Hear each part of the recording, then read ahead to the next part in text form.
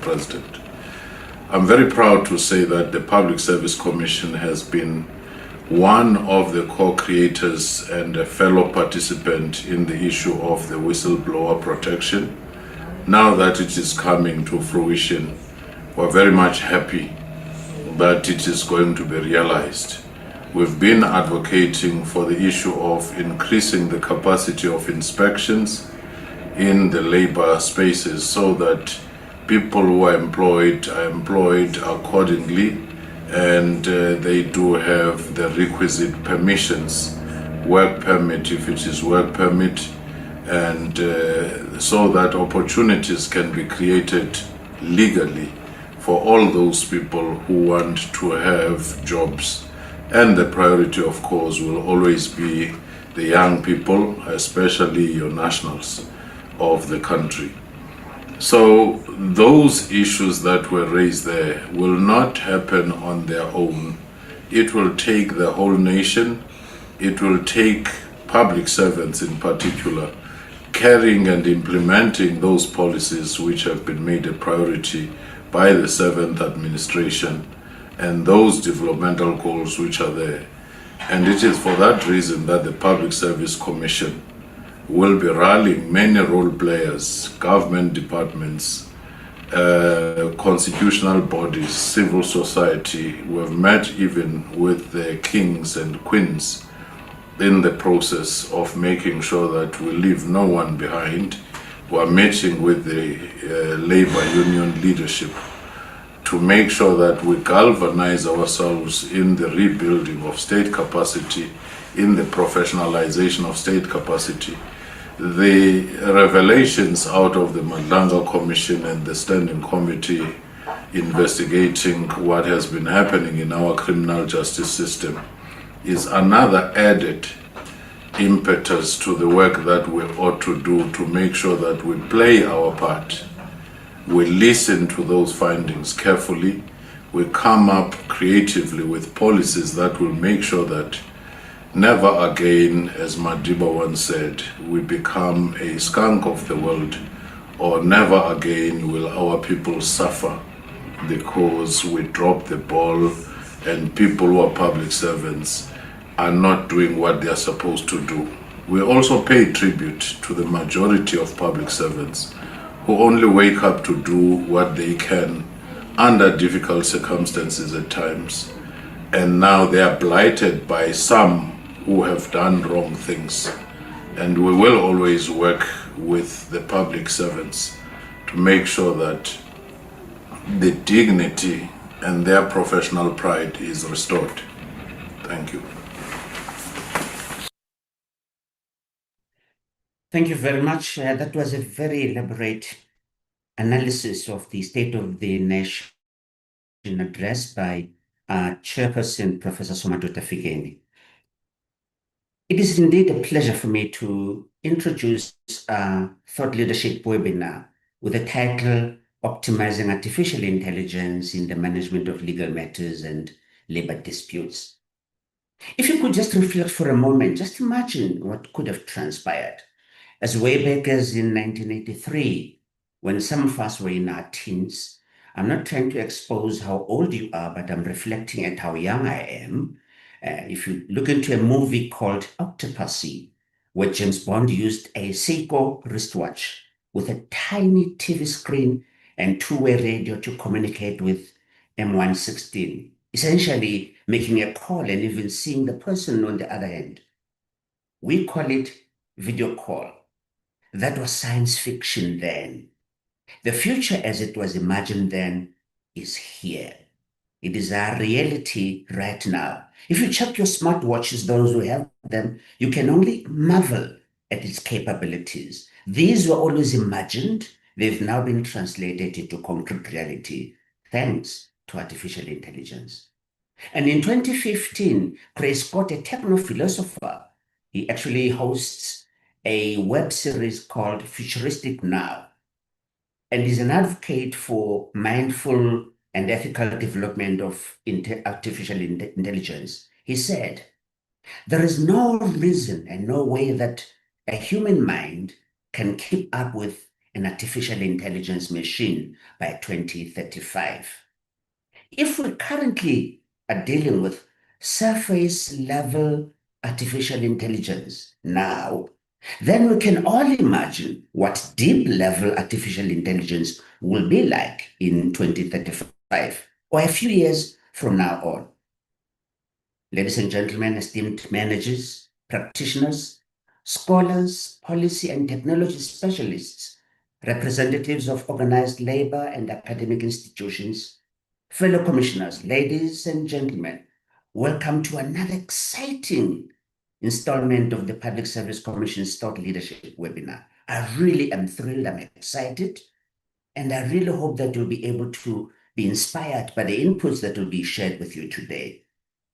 The webinar theme is challenging all of us to reflect about practical integration of technology and artificial intelligence tools in professional spaces that are dominated by labor-intensive and gentle, engaging or acrimonious human interactions among members of the legal fraternity, or between energetic legal and labor relations experts, or determined representatives of challenged employers and unhappy employees. Truth be told, we all learn a lot from these types of interactions. Now that some legal and labor-related processes are televised and broadcasted through various platforms, we can only imagine what the future is holding in store for us. But we also do not appreciate the time, the effort, and complexity of the preparations and post-engagement processes that happen behind the scenes and away from the public glare. Be that as it may, I hope today's session will empower us all, especially those responsible for dealing with legal matters and labor disputes, to find ways of optimizing the pre and post management processes of any legal or labor matter. Therefore, the objectives of this webinar are quite straightforward. Number one, it's to create a platform to share perspectives on the use of artificial intelligence in the management of legal matters and labor disputes. Number two, to foster discussions about the benefits and risks of using AI.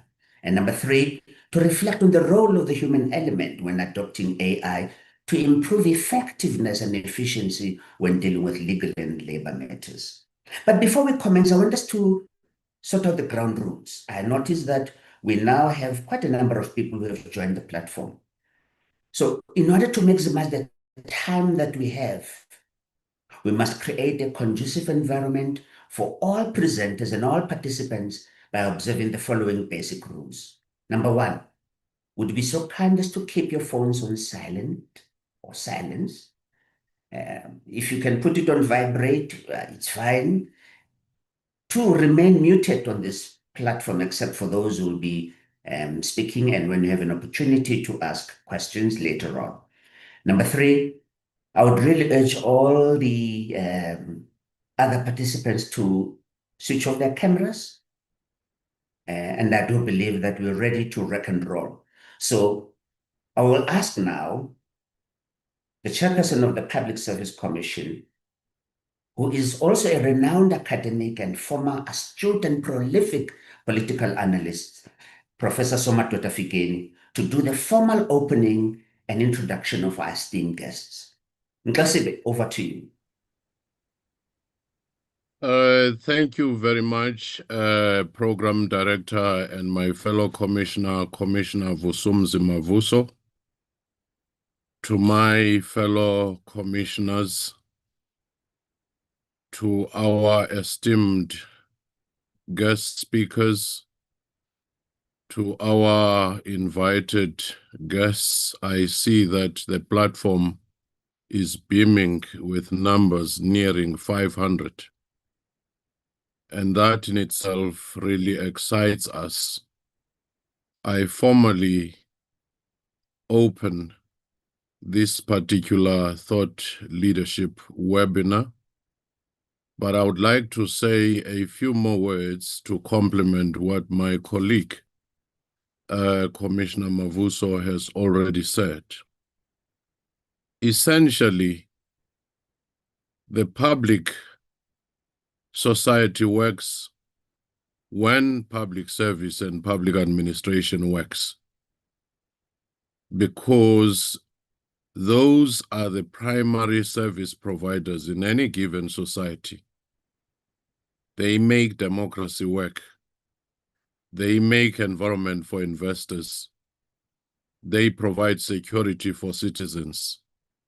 And they are in every space, even when there's a pandemic.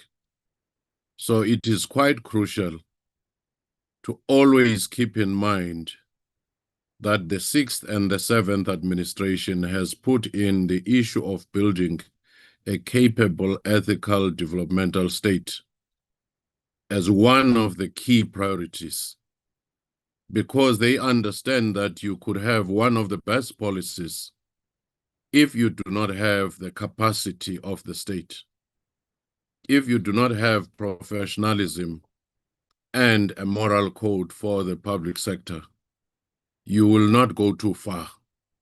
All countries that have outperformed others in terms of development have shown just that.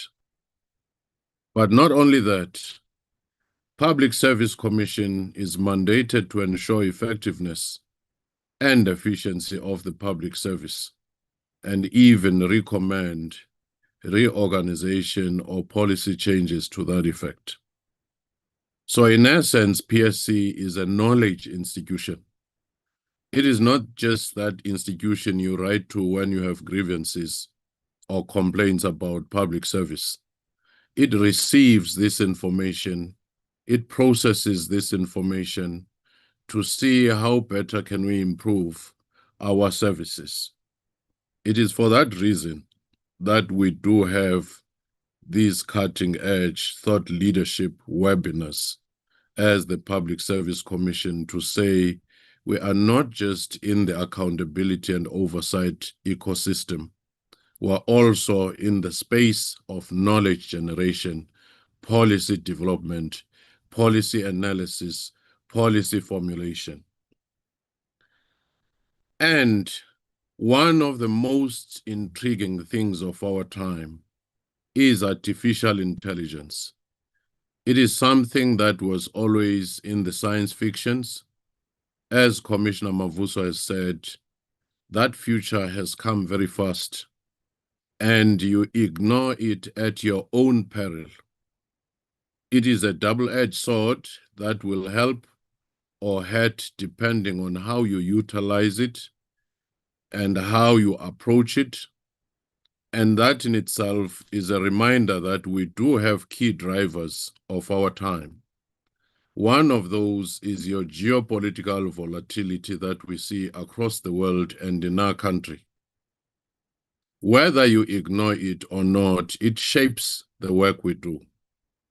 The other one is climate change, environmental crisis, which include the shortage of water. And this has also brought in frequency of disasters and pandemics. So designing disaster-resilient institutions become part of this. Migration, immigration management crisis across the world.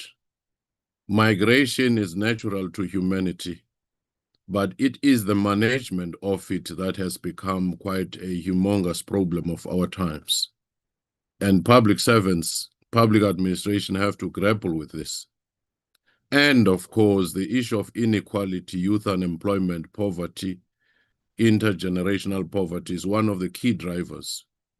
But the one that we're focusing on today is the one of AI-generated technological revolution, which has become one of the key things in driving efficiencies, in driving monitoring and evaluation of service delivery, in driving even the current, arms race among nations, because it has also been weaponized, in driving the detection of crime and fraud.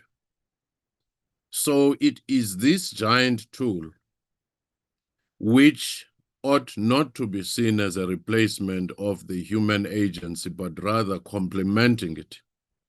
And we're going to hear today on this particular subject, which PSC has made to be one of its cornerstones, because we do not want to be left outside.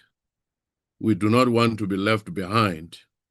Even in our forum of SADC Public Service Commissions, we are going to be introducing the training on AI and how AI ought to be approached, understood, and utilized, because we believe that we must have the strategic foresight when we are dealing with some of these issues. We should not just be focusing on the problems that have occurred in the past. We should not just be focusing on what came from the commissions in the past, because there is a future that is unfolding before our eyes. It is our great pleasure that today we've chosen this particular topic of optimizing artificial intelligence in the management of legal matters and labor disputes. Remember, it might be focusing on legal matters and labor disputes, but it has implications for each and every department, for each and every municipality, for each and every province or national department or state entity, or even private sector for that matter. That is why it is very much important to listen very carefully when we are having our two luminaries who are going to present today, prominent South Africans who are highly respected. I remember almost 10 years ago, when it was probably slightly more than 10 years ago, when I was invited by the then Chief Justice Mogoeng in a retreat of judge presidents, where we were looking at the issue of case flow management and facilitating that workshop with the judge president of Malaysia and the president of the Commonwealth judges. That issue of case flow is still a challenge today. And when we see what will be coming out of the Truth and Reconciliation Revisited from the Zondo Commission, from many other commissions, from the Madlanga, the Standing Committee, it would need that nimbleness. It would need the ecosystem that allows for faster ways of dealing with these cases.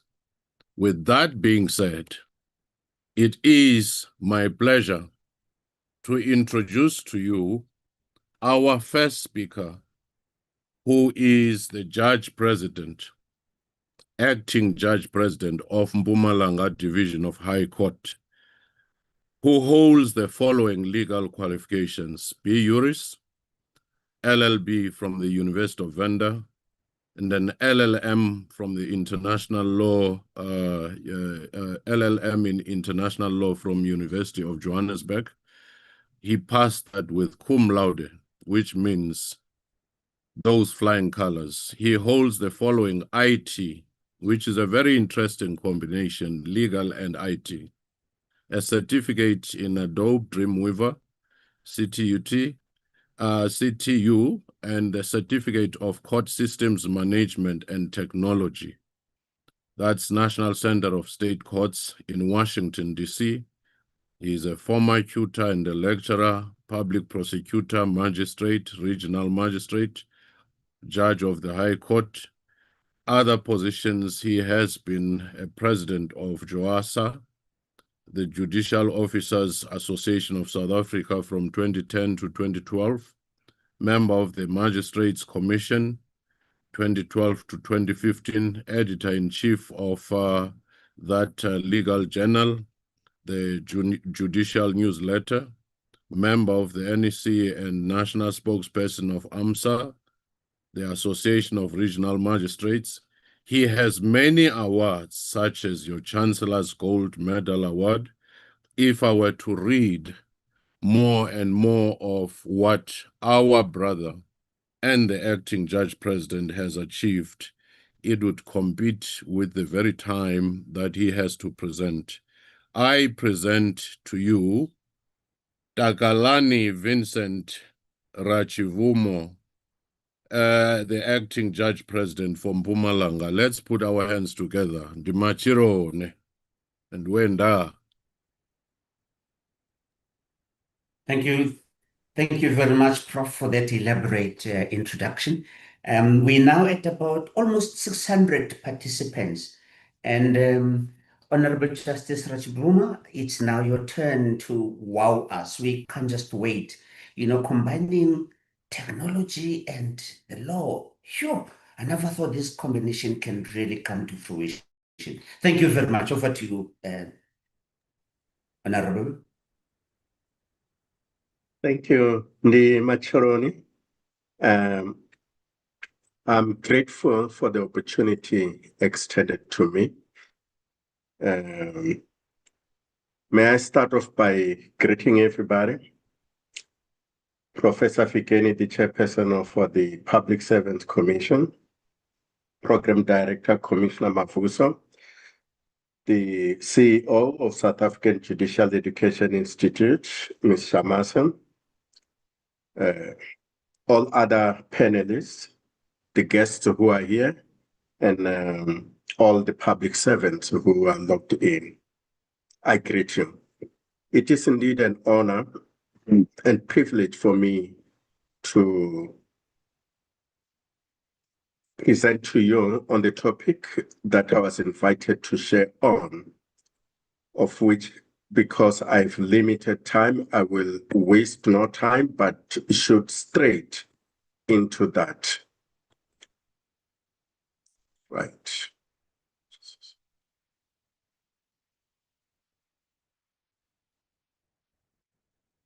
Right. I need to indicate the following.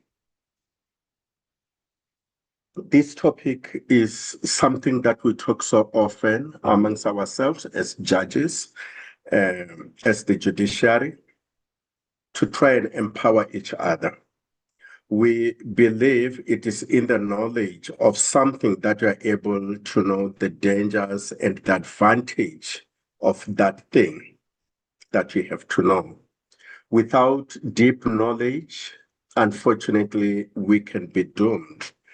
As a result, when we talk about the advantages, when we talk about the topics such as displayed here, the inputs on the use of AI against the ethics, hallucination, and the constitutional imperative, it is important for people to know what is AI, what is it that AI can do, because only when you know what AI is and what it can do, that's when you can guard against the hallucination and how to use that thing ethically. And that is where we are also going to start from.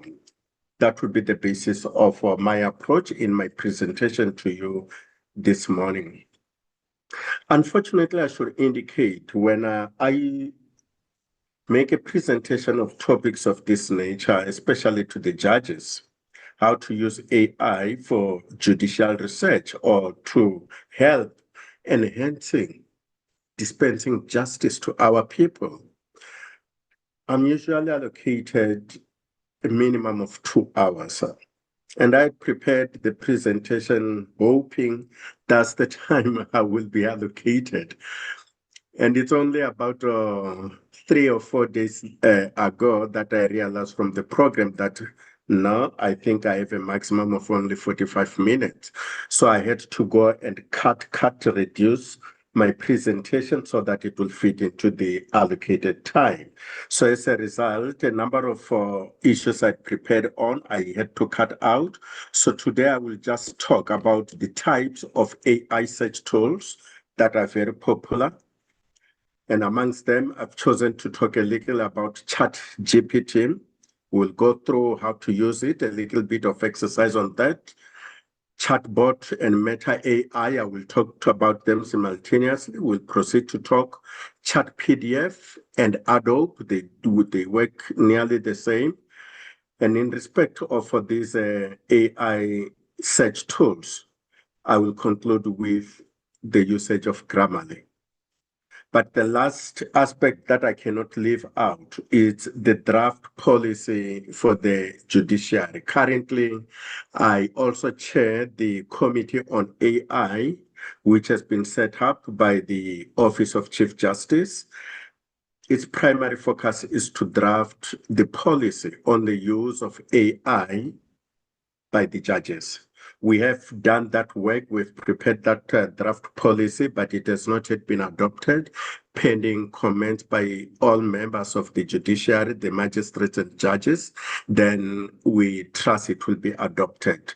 But then we'll go through some of the important aspects from emanating from that draft policy, and I picked up about 11 of them because they're applicable to anyone, whether you are in the judiciary or not.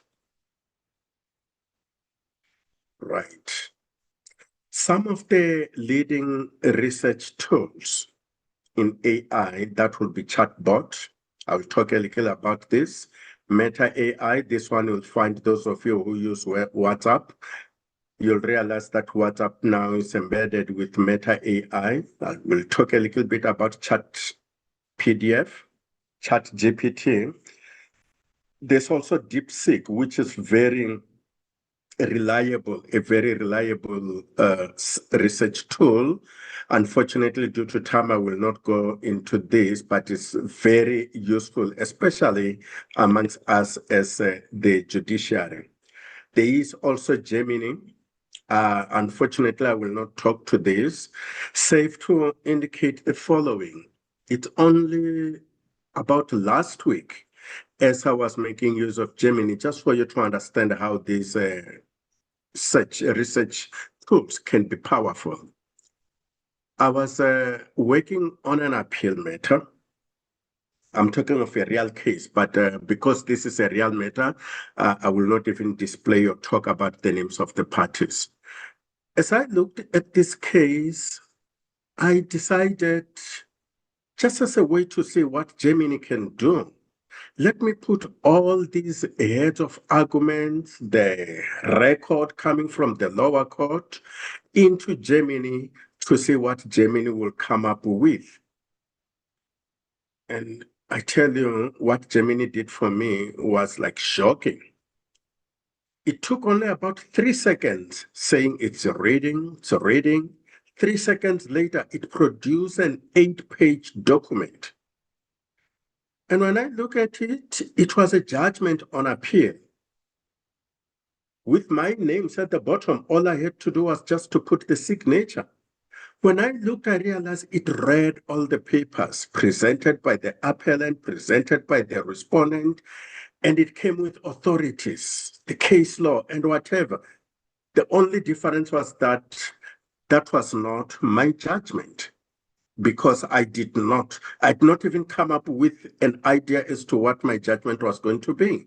But here is AI saying to me, you got a judgment, you can only put a signature there and send it out. And it was in the normal letterhead we use from Mpumalanga High Court, Division, and all the like. Okay, it's Grammarly, which I will talk to, time allowing.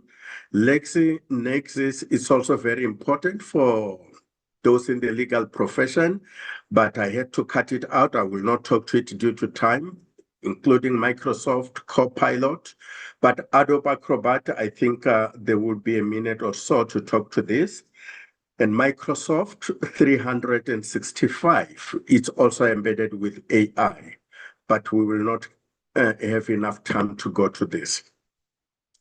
Can we talk about advantages of making use of AI, dispensing justice or public service with AI aid? Following are the advantages I could pick up. With AI, you are able to get wider comparative analysis across various jurisdictions, not just limited to South Africa. You're able to say, how have the jurisdictions such as Zimbabwe, Botswana, Namibia, Australia, internationally dealt with a similar topic?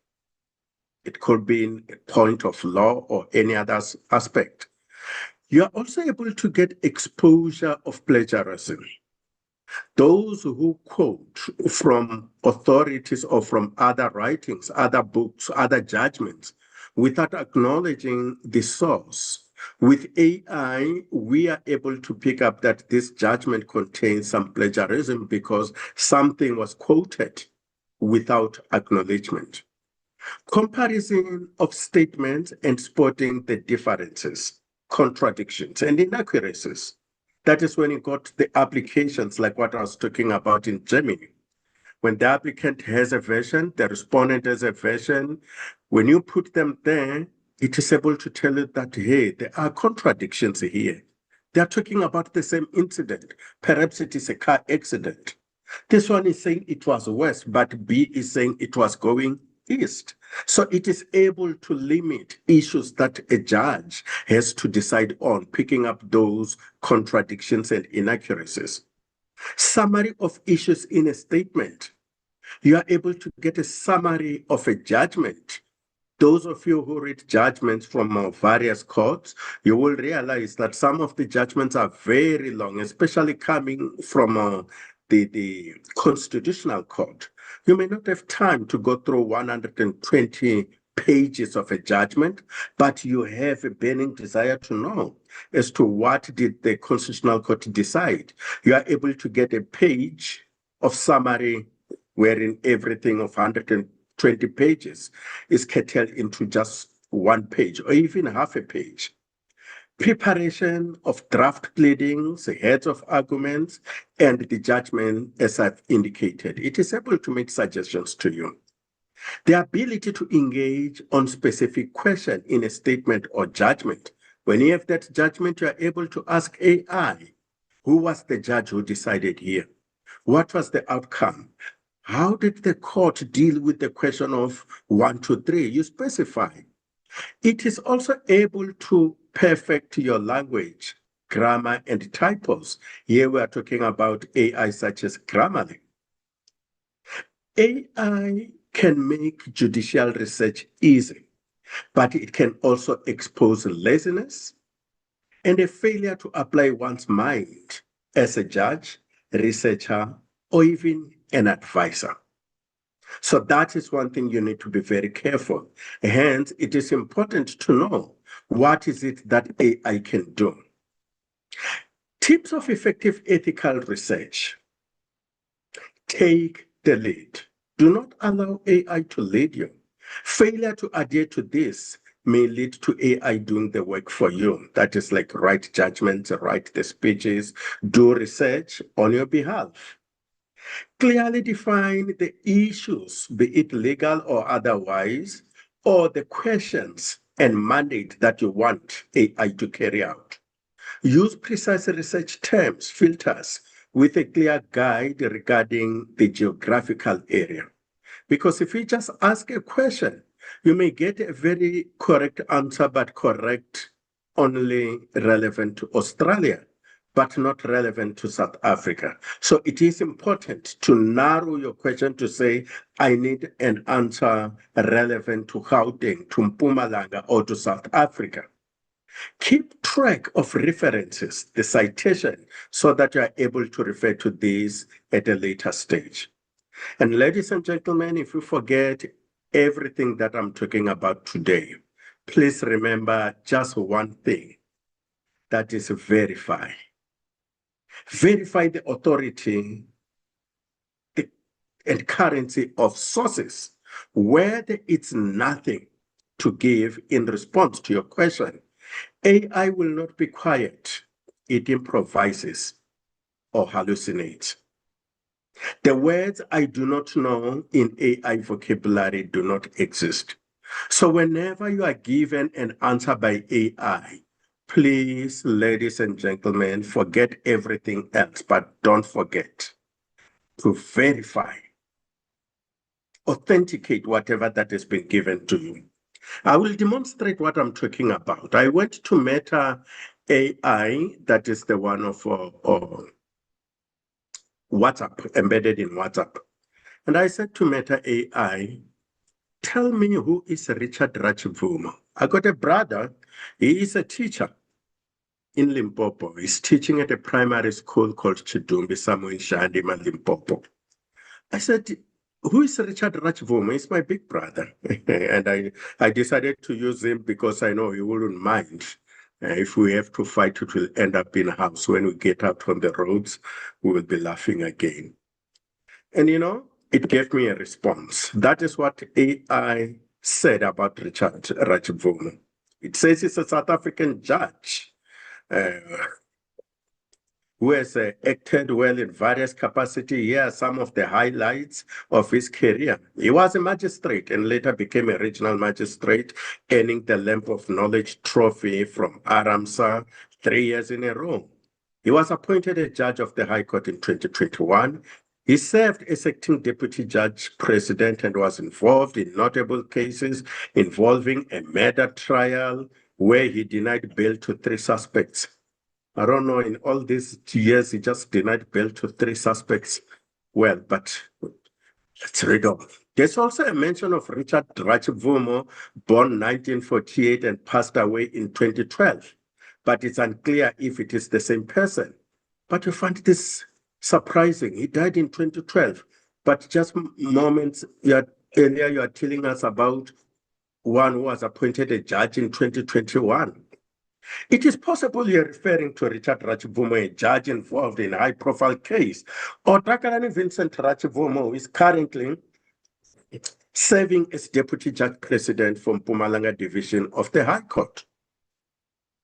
If you do not know who I am, you will be tempted to think that I, talking to you here, my name is Richard Ratchvomo. But I'm not. And the reason is because I know who Richard is. But anybody who doesn't know and who doesn't verify this information will be tempted to think, oh, we had Richard Ratchvomo making a presentation. So all this can be avoided if you are able to do what I just highlighted earlier on in one word: verify. Whether it's no answer or the AI doesn't know, it's not going to remain quiet. It hallucinates. But having said that, let me rush quickly to talk about the use of ChatGPT, which we'll find very interesting, those of you. And in fact, almost a number of you who use smartphones, you may be familiar with the ChatGPT. Most of these search engines, research tools of AI, they are available for free. But the free version, unfortunately, it's limited. You need to make a payment, subscribe, then you're able to get the best. If you're making use of ChatGPT, you will see where I marked 1 there. You are able to ask anything. You can even make use of a voice there and under 2 to ask a question. And there's the question that I asked ChatGPT. Please find judgment from the Supreme Court of Appeal of South Africa dealing with the Recognition of Customary Marriages Act. And you can see I narrowed this. I don't want information about customary marriages in Australia or Zimbabwe, but in South Africa. And I don't want judgments from the High Court, not even from the Constitutional Court. I said the Supreme Court of Appeal. And if you check, there it goes. It gives you the information, Moropane versus Sothon, and it tells you what was decided in the matter. It summarizes what the judgment is about. It was held that this section sets only 3 jurisdictional requirements for a customary marriage, being mutual consent, both over 18, and that the marriage be negotiated or celebrated according to customary law. And then it also refers you to Mbunguza and another versus Mkabi. These are the things that you can do. It is up to you then to take those cases, go and research. There are many law libraries available. It could be SAFLI, the law library. You put in the names of those cases, and you'll find that the cases indeed exist. And these are some of the matters that it is giving, but then it gave a lot, which I decided to cut out. I'm not going to read the summary of what it gave there. But then let me talk about this other research tool that I found, this chatbot. I asked the question as it appears there. Please find me the South African authorities on the question. Can a man enter into a valid second marriage without first divorcing the first wife? It gave the responses you have there. And well, in South African law, a man cannot enter into a valid second marriage without first divorcing his first wife. The key legal principles are as follows. Well, it gave its answer, but me knowing what I'm asking about, and I asked simple questions. I have reservations about the responses that chatbot is giving me. But the purpose of displaying chatbot, it's not so much about the answer itself. AI will give you any answer. What is important is the authorities that it gives you, whether those authorities can support your decision that you are going to take as a person, as a civil servant, or maybe as a judge. Look at what it is given there. The South African courts have consistently upheld that a person cannot legally be married to two different people at the same time, blah, blah, blah. Then it goes, look at the next bullet. A prominent case is Tiano versus Minister of Home Affairs, volume 3 of 2000, South African Law Report, page number 708, judgment by the Supreme Court of Appeal.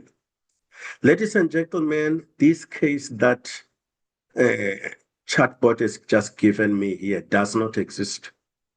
And I will try and demonstrate this for you. For those of you who are able to read the case law, you will understand. This is taken from Juta Law Reports. There is a case by the Constitutional Court, and this judgment, it's more than 30 pages, I think 40, somewhere there, by the Constitutional Court. It is judgment of 2000, volume 3, page 705. Just 3 pages before the authority that chatbot is referring to. If you were to look there, chatbot is referring to the same volume, but page number 708. And there you go, 705. I mean, the Constitutional Court will never write you a judgment of 2 pages so that at 708 there will be Tiamo versus Home Affairs. In fact, if you were to go to that page number 708, there it is. It is still that judgment by the Constitutional Court. There's no Tiamo there on page 708. You can see page 708 there on the top right. So a clear indication that here we were misled by chatbot. Remember what I said earlier? AI does not know the words I do not know. It doesn't exist in its vocabulary. And again, this is chatbot. It's referring to case law, State versus Mokoena, 1990. For some reason, it chose not to give full citation. Sheldon Hayes versus Gay Van Peters is still talking to that question about marrying a second wife without divorcing the first one. All these authorities it has given them, Mokoena and Sheldon Hayes. I went to research all judgments in 1990. There is no such judgment in called State versus Mokoena, especially dealing with that very aspect there. So a clear indication that AI hallucinated. What happens then when you have this information given to you by AI and you are a practitioner presenting a case before the court? And ladies and gentlemen, unfortunately, it has happened from where I sit. I can remember 3 matters. I think 2 from Gauteng, another one in KwaZulu-Natal. No, there's another one I'm remembering from Western Cape. Wherein, oh, by the way, here in Mpumalanga, we have had so many, but we did not have them reported. The ones I'm referring to are the reported cases, wherein counsel, the advocates, presented information, raw as it is from AI, and they came to present it to us in court in argument of a case. And it was only when a judge was writing a judgment trying to refer to the authority that he realized that, hey man, this case does not seem to exist. And those lawyers were all confronted. I'm referring to both in KwaZulu-Natal and here in Gauteng. Why did you refer to cases that do not exist? And they ended up with the egg on the face. And the last I heard, I think the LPC was looking into the matter to investigate if there is no misconduct in trying to mislead the court, because they had to confess that all this is coming from AI, and we trusted AI to be very accurate. Unfortunately, you caught us. We didn't know. And that is exactly what happened. Ladies and gentlemen, you can use AI for many things. And I know the majority of you here on the platform are not judges or in the legal profession, although there are those who are serving as legal advisors and the like. Look at what I asked ChatGPT to give me. And I want you to look at what it gave. I said to ChatGPT, please write me a speech to be delivered at a memorial service of a man who died at the age of 64. He was a politician who rose to the rank of being a deputy president in South Africa. At the time of his death, he had left that office. But before his career as a politician, he was a school teacher who also rose to become a principal and was a member of SADC. Later, he served as the MEC and Premier of Mpumalanga before becoming the Deputy President. At the time of his death, he had been in and out of hospital. He's a member of the ruling party in South Africa, the ANC. Please, I need a speech. And it gave me a speech in just about a second. I'm not going to go through the whole speech. Perhaps you can just look at the first opening and closing paragraph of this. And when I read this the other time to some of the judges, a lot of them told me they're not hearing this for the first time. And I simply said, well, I'm not telling you, or I'm not suggesting where it came from, but I did my research, or the ChatGPT did my research for me. Ladies and gentlemen, now we are at the memorial service, and I didn't give it a name deliberately because the person I was talking to is not my brother Richard. So I wanted ChatGPT to just give information. Ladies and gentlemen, friends, colleagues, and fellow citizens, we gather here today with heavy hearts, but also with immense gratitude to a life lived in service for a man who devoted his every breath to the upliftment of his people, and for the remarkable legacy he leaves behind. Today, we remember and honor Soren So, a father, a comrade, an educator, a leader, and a patriot who departed this world at the age of 64. His journey was one marked by purpose, humility, and unwavering commitment to justice and equality. He began his professional life not in the halls of parliament, but in the classroom as a school teacher, shaping young minds with chalk and care. From humble beginnings, he rose to become a principal, a role he carried with deep dedication. His involvement in SADC politics was not for politics' sake. It was about advocating for dignity, fairness, and opportunity in one of the most critical spaces in our society, which is education. Even after leaving that office, then the last paragraph there, the office of Deputy President, he remained a servant of the people. His presence, though often quiet, was impactful. And even in times of illness, in and out of his hospital, he remained concerned, not for himself, but for the well-being of the nation and the future of its children. Comrade Soren So was a loyal and principled member of the ANC, never afraid to speak truth, yet always rooted in unity. His leadership was not loud, but was firm. He did not chase power, but he accepted responsibility when called upon. He carried himself with dignity, even in the most difficult times. We bid farewell today, not only to a leader, but to a father figure, to many, a mentor, a true servant of the people. His life reminds us that greatness does not lie in position, but in purpose, not in titles, but in service. To his family, we thank you for sharing him with us. His sacrifice was also your sacrifice. May you find comfort in the love and respect this nation holds for him. And to all of us left behind, may we honor his memory, not only with words, but with actions. Let us teach with care, lead with humility, serve with courage, and never forget those who paved the way. Lala kahle ntate, your race is run, your work is done. Hamba kahle, son of the soul, may your spirit rest in eternal peace. And he's even suggesting, if you give me names, I can shape this speech even better.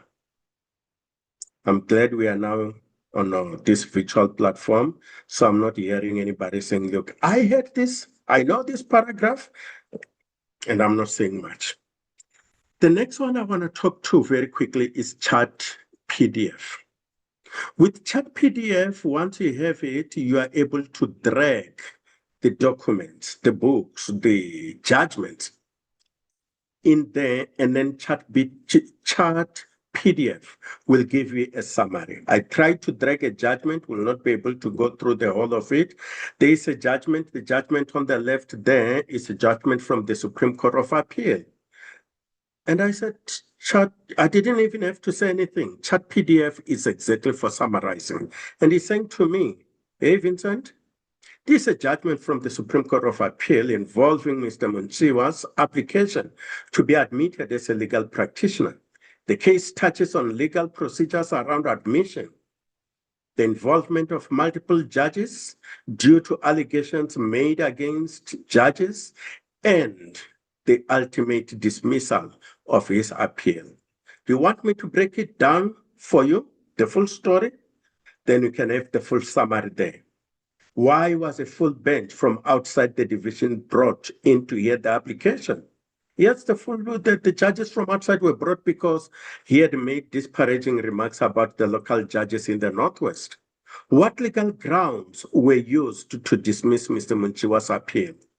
Sadly, he was not admitted, or he was found not to be fit and proper to be admitted, but that is the summary. If you were to find time to go through that, you would see what the Supreme Court of Appeal said, the summary, and the numbers there written on the right. Once you click on that number 5 over there, it takes you, it's more like a footnote. It takes you straight to the judgment.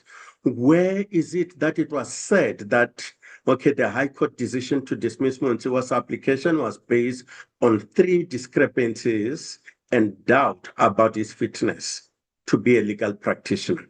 You click on it, it will take you where the Supreme Court of Appeal said exactly that. And it is continuing to break it down. But anyway, I'm not going to take it much further, mindful of the little time that I have. The other AI tool that does nearly the same, it's the Adobe Acrobat DC. With this one, you can see over there on the top right, it allows you to view the summary. You can click on Ask AI Assistant. Unfortunately for these research tools, both Acrobat and the PDF, once you put in a document that is more than 90 pages, it tells you to subscribe rather. And you will not be able to get information on very long judgments because you did not subscribe. They want you to make the payment. And when you're using a free version, you are able to summarize no more than 4 documents or judgments per day. But once you subscribe, you do not have that limit at all. You can put in the longest of the documents or books and you will get the summary thereof. And there's no limitation to only 4. And once you click there on summary, you can see that is Adobe. It is telling you so much about the document that you have put in there. And it is able to give you, either you say summarize the document, and you can see that document, it is already, from what I did, there is the summary. This document is a judgment from the SCA in a case of Tulare versus Tulare. In the case number, the dispute concerns the identification of acting king or queen for Bapedi Nation and the like. I suppose if you are using this, you can do that for yourself. I just put this as an appetizer so that you may find yourself having the interest to read.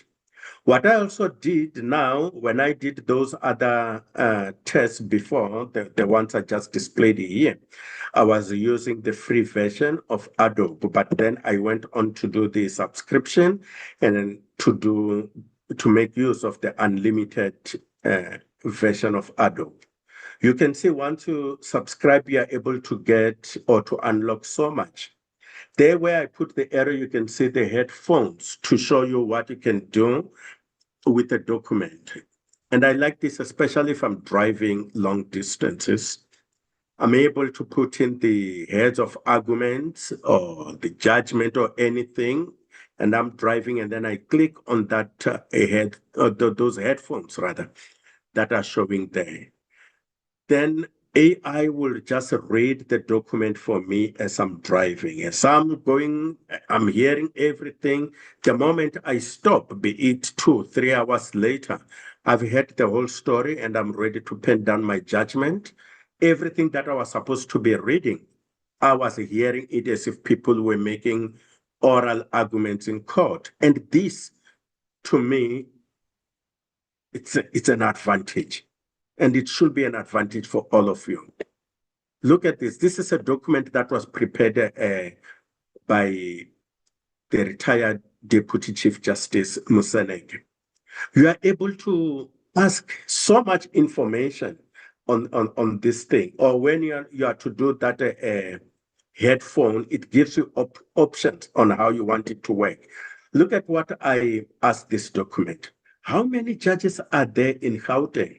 And because this report by Moseneke contains information about the judiciary as a whole in the country, I did expect that there would be an answer. In fact, I knew the answer was there, and it said Gauteng Division has got 86 judicial posts, and it tells you how many in Pretoria and how many in Johannesburg. And I go on to ask, okay, fine, there you can see it's taking you to paragraph 98 of that report. That is where you find the judges. That is if you were to click on the footnote there to say, I don't want you to mislead me. I want to be sure that this information is from the report. And anything else, if you ask information that is not in the document with this Adobe, at least it's a hallucination is very limited. It will tell you that such information is not in the document. And I deliberately asked what I knew is not there. Who is the president of South Africa? And Moseneke was not writing to that. So it said, I'm sorry, but I cannot identify individuals, including the current president of South Africa, but you can refer to official government sources or news outlets for the most accurate and up-to-date information.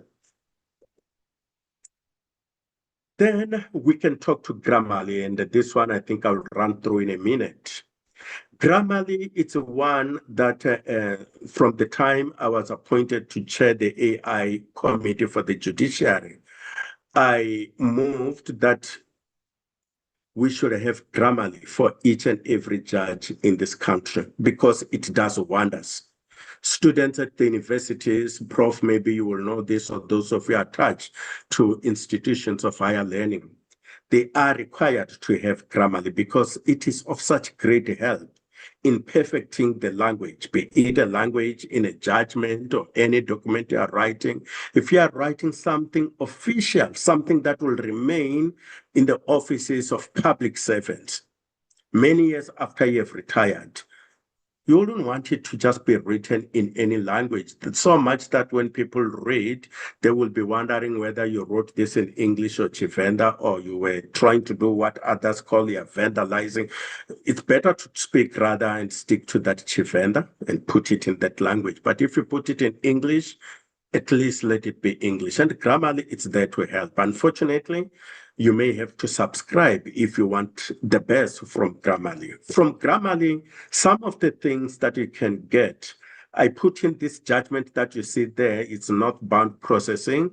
The reason I chose this judgment is because it is one of those judgments I talked about, wherein counsel were caught making use of research produced by AI. But look at that judgment. Grammarly is saying we are suggesting about 338 changes. That is both in respect of the spelling and grammar, the language. And it's telling you, yeah, 338. However, not everything would be really a mistake because it will also mark it as a mistake when you write Rachibvumo. And it will be coming up with another suggestion that instead of Rachibvumo, don't you want to talk about something else? Rats, perhaps. It doesn't understand that some of our African names. So it's not like all the 338 would be really an error, but a lot of them, there would be some error in respect of grammar and typos. From this, there where I put the arrow, you can see top right arrow. Once you put a judgment and you click on, and this one is available only when you do the subscription, check for AI text and plagiarism. So in a judgment, I am able to, and this we're able to do as a heads of the court. So when we have some acting judges and they give us draft judgment, you are able to pick up that, hey, this judgment contains quotations from a judgment in Australia. You wrote it as if it's your own phrase.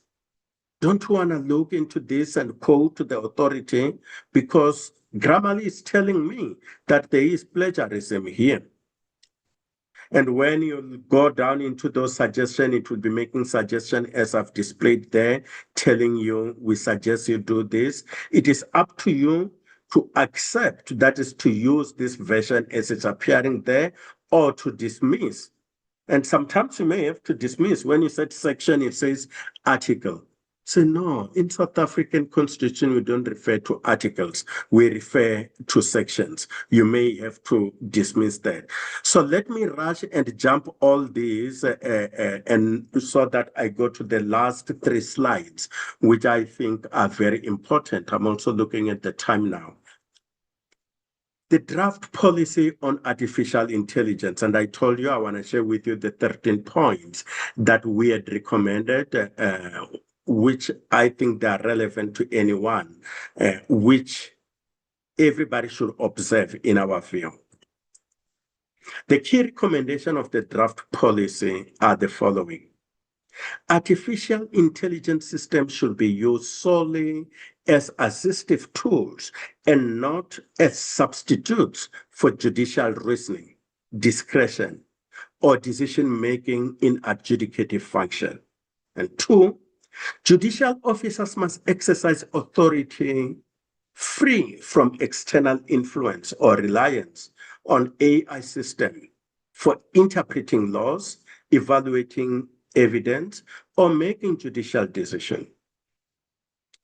AI use must align with constitutional values, ensuring judicial independence, impartiality, integrity, accountability, and respect for the rule of law. 4, judicial officers must disclose any material contribution of generative AI in court documents, specifying the AI tool used and its contribution. AI outputs must be independently verified against authoritative resources. And this, by the way, is not limited to court, but any document you could be using in public service, as the program director alluded earlier on. AI system cannot be used for evaluating evidence, assessing witness credibility, interpreting or applying laws, making judicial decisions, or determining bail, sentencing, or risk assessment. AI can assist with administrative tasks such as scheduling, case flow management, document summarization, language translation, grammar style, formatting, and preparation of non-substantive material subject to human oversight and verification. AI system must comply with data protection laws, including the protection of, that is POPIA Act, POPIA, and ensure confidentiality, cybersecurity, and intellectual property rights. AI system must produce outputs that are intelligible, explainable, and open to scrutiny. System failing to meet these standards will be suspended. Here we are talking about the systems that Office of Chief Justice would have either purchased, authorizing the judges to make use of.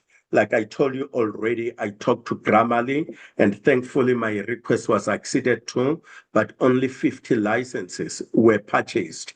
Unfortunately, we got about 250 judges in the country.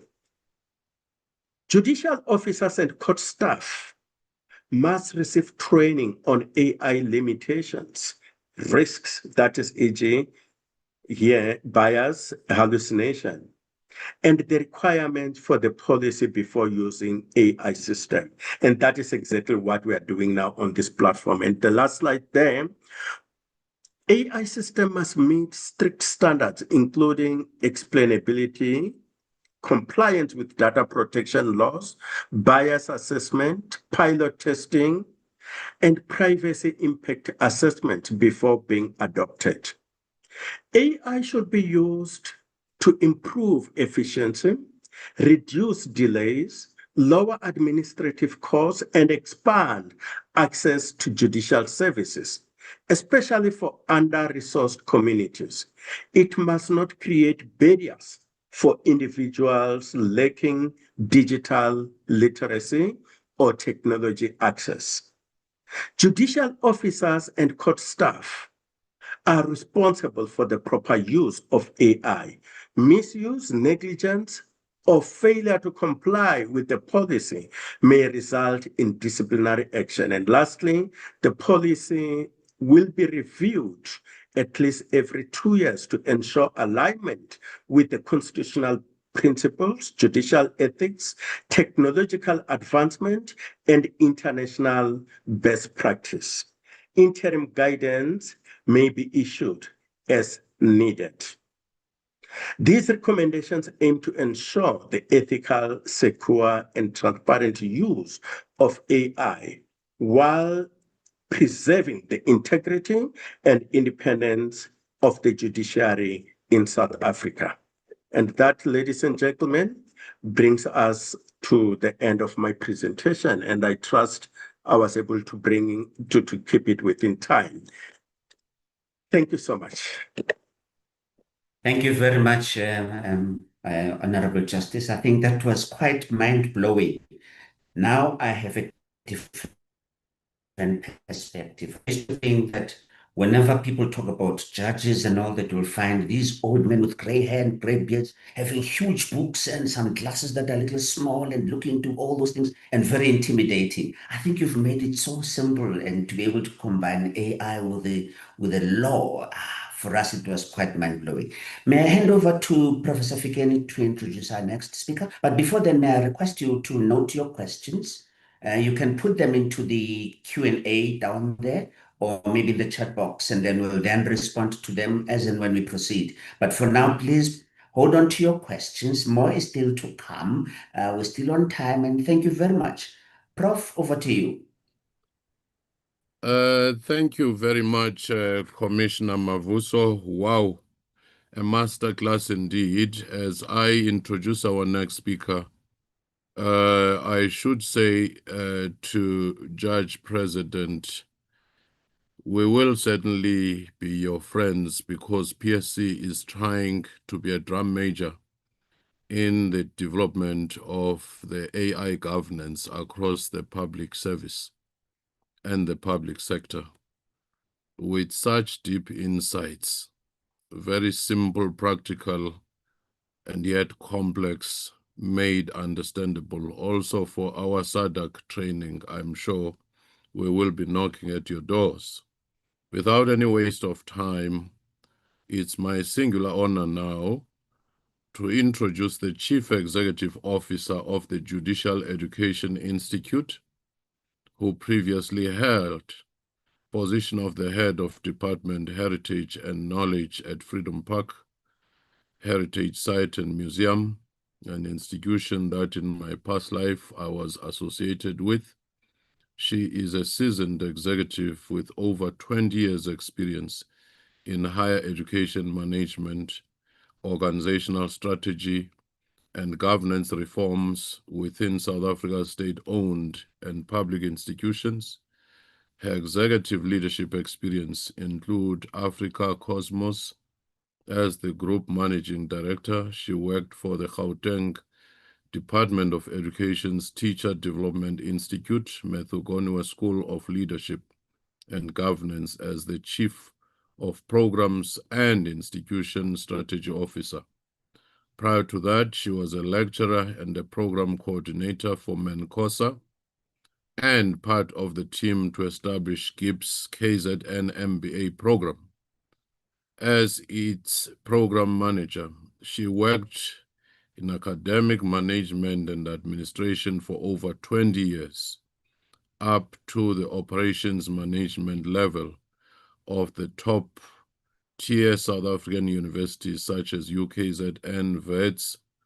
She's highly passionate about higher education and its potential to unlock economic growth and development. One of her passions is community and economic development, which she explored when holding positions of the head of the fellowship program at the Foundation for Professional Development, managing and implementing youth employment and education programs for the organizations such as USAID, PEPFAR, NATHOP, APSA. I can list up to the various cities.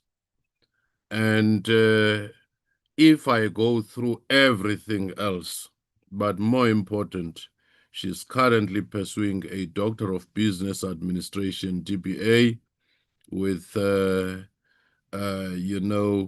a university in Spain. I didn't want to chop my tongue there. And her academic research and reading interest include strategy, operations, management, higher education, entrepreneurship, economic growth and development, climate change, environmental management, green economies, e-commerce, and scenario planning. Ladies and gentlemen, distinguished audience, it is my singular honor to introduce to you one and only Slindo Shamase, who is the Chief Executive Officer of the South African Judicial Education Institute. Let's put our virtual hands together. Thank you. Welcome. Thank you. Ngiyabonga kakhulu, Prof. And good morning still to you, Prof, as well as the Honorable Judge President Rachivumo, our facilitator, Ubab Mavuso, as well as my colleagues who are the public servants who are online. I really appreciate being here. In fact, I wanted to decline speaking here, considering the Honorable will precede me in presentation. I was like, what more can I say after the Judge President has spoken? Because in the past couple of webinars, training sessions that we've led as the Judicial Education Institution, it's him who has become our voice of reason, the person who guides our judicial training and guidance. And I would like to start, especially, presentations can also just be monotonous and they don't take an organic shape of how the conversation is fed. When I was thinking about this AI and the work in my head, especially with an institution whose role is meant to support the judiciary, my first thinking and has been my guide with regards to AI is until there is a policy and a clear framework, I personally, for professional reasons, want to steer away from AI because I don't have the necessary guidelines. Many of these, even Judge President has spoken about the issues of personal information. How about, especially with the work that we are working, spaces we are working in public service, with public documents, you are now asking for an AI guidance on a document. How do I know that's not a gonna get me into trouble in 2 years later that I shared strict state information with AI that are now being used to develop other things. So my start is the most important thing, and I'm glad, Prof, you are speaking about that as Public Service Commission, you are pioneering the framework, because I know early this year the Department of Communications and Digital Technologies, in fact, tabled the draft national AI policy. And it's what I've been reading as well, so that we can be able to get guide on what do we need to do as public servants now, going in and dealing with the AI. And for me, I believe that AI is going to be a game changer with the work that we do. We know the issues of high workloads, the issues of capacity issues. Every department you go into, because of budget constraints, we are all understaffed. We are working in a highly regulated environment with clear, direct reporting and guidelines. And that's where AI comes in. In fact, we live for reporting. Public servants, it's report heavy. We are reporting to report so that we can report about reporting. What is great about AI in this situation, as the judge has demonstrated earlier, is the fact that with clear guidelines on how we are meant to report, for example, how our standard annual reports need to look like as public entities.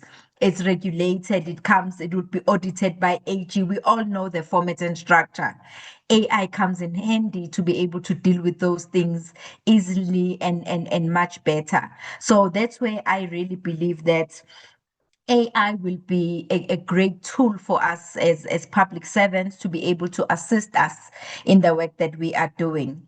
In my presentation, I wanted to then focus on more areas around now training and development perspective.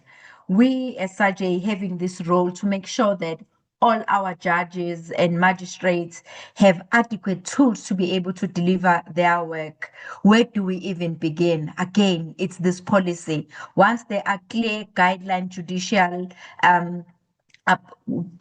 guidelines and framework and policies, it will make it easier for us to be able to say, now we are developing a clear course, and this is what we are training on. Our approach right now as the judiciary, and even as the way the judge has been presenting it, has been a more risk-based approach. How do we make sure that we avoid hallucination? The big cases he spoke about, the most famous one being the Mavundla in the Johannesburg High Court, where 8 out of 10 cases that were cited by that legal representative of Not Bound, if I'm not mistaken, were found to be fake and near existent. So it's us about then now developing frameworks around how we can then assist the judiciary.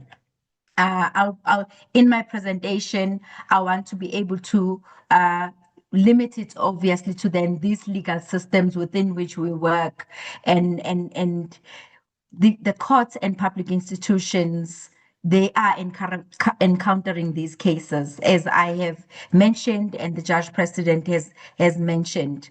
And as the environment evolves, we then have to make sure that how do we responsibly acquire, train, and develop in these technologies responsibly.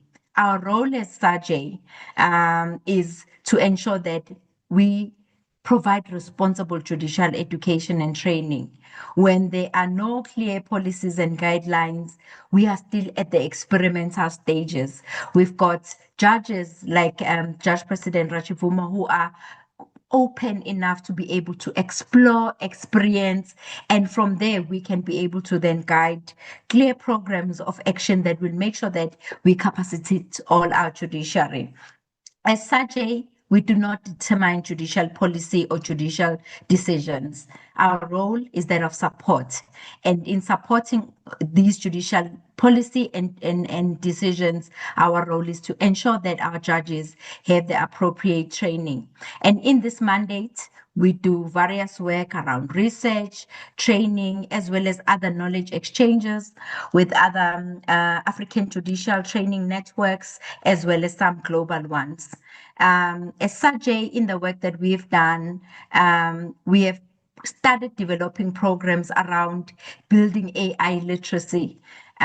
You cannot even start and think about AI literacy when there are colleagues and ourselves who are still struggling with even some basic literacy and numeracy.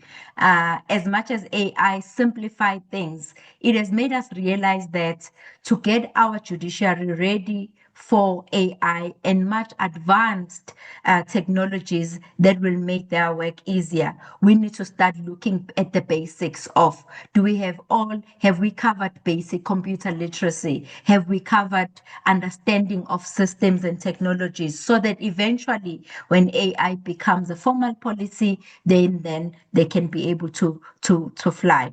Promoting ethical awareness, sharing international best practices, and we particularly ensure that our judicial officers are informed, prepared, and equipped to do this work. Judge JP has been instrumental in the webinars and trainings that we've done, and he leads that. It is one of also the Deputy Chief Justice Mlambo's wish, and I hope in the judiciary and legal spaces, even before he retires, that we would have actualized AI and technology and be in a better advanced state of AI. When these tools are used diligently, as you have seen demonstrated, they offer a variety of benefits. The enhanced legal research, where you are now able to add judgments, listen to them too while you are driving, and be able to do then the work. It has made learning simple. There is nobody from all of us who can say learning is now hard. Every tip of our fingertips, there is free resources that are available online, whether it's podcast and even other means that can be able to take these formalized documents and turn text into speeches, so that you can be able to listen to them in our very hectic, busy work. It also helps with regards to improve transparency and access to justice. These are not just AI tools, but in countries, as I'll be able to demonstrate later, a couple of examples where they've helped improve efficiency and be able to ensure they are working smarter.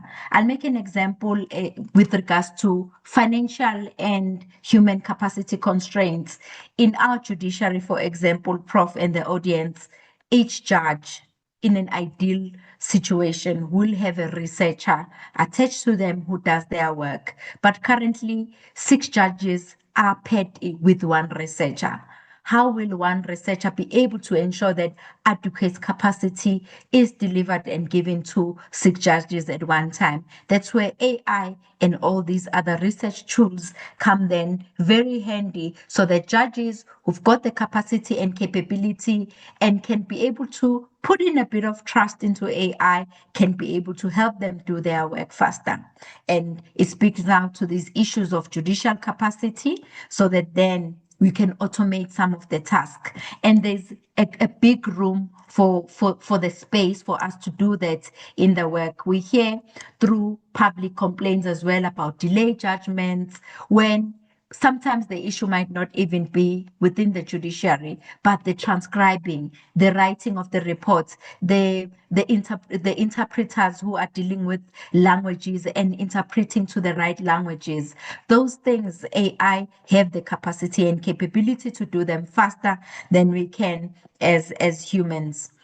In several ways, then you can enhance this legal research efficiency and submit document review and summarization, everything that we have seen being demonstrated today, and as well as then case management and administrative processes, where we are still very heavily reliant on manual documentation and administrative processes. AI does not replace judicial reasoning. And that's where it came through, the issues of, as you start as a professional, you know what PFMA section 103 7B says. start with those areas that you are confident in, and test AI and train AI to be able to best understand your work, so that the time it even start hallucinating and giving you the work that is not really aligned to what you are requesting, you can be able to pick up. Because now we need to make sure that our judicial officers and even ourselves as public servant then take ownership of the reasoning and the assistance and the research that can be generated from these artificial intelligences. It comes with their own disadvantages too that have been spoken about.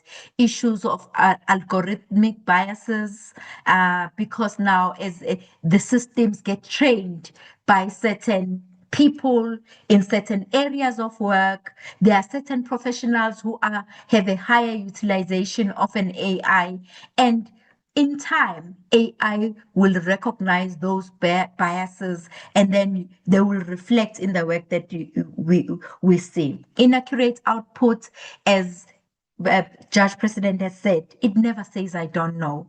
It will continue up to the end of time, because it's just a lot of data that these systems have in the capabilities of doing.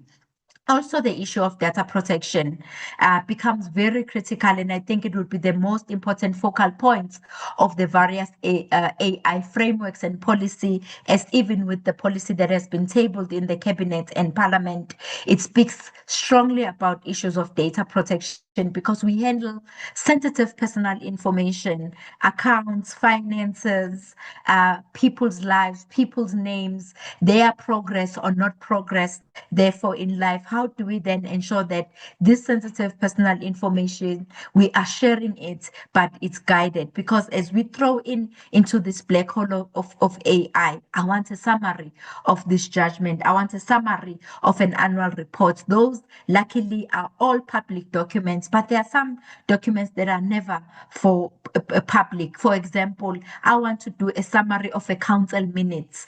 My council minutes are not a public document, but then because I've loaded them into AI, who knows where that information will eventually end up in. And then it leads to issues of ethics and accountability risks, because now, especially in our area where we guide and train the judiciary, the issue of independence and integrity, and it's the biggest guide, as you've got all these resources that guide and can be able to make your work faster. As a legal profession, as a public servant, how do you maintain independence and integrity? And it comes even in office settings, and again, the integrity of even personal respect, that you don't take a document as is on AI and present as a report.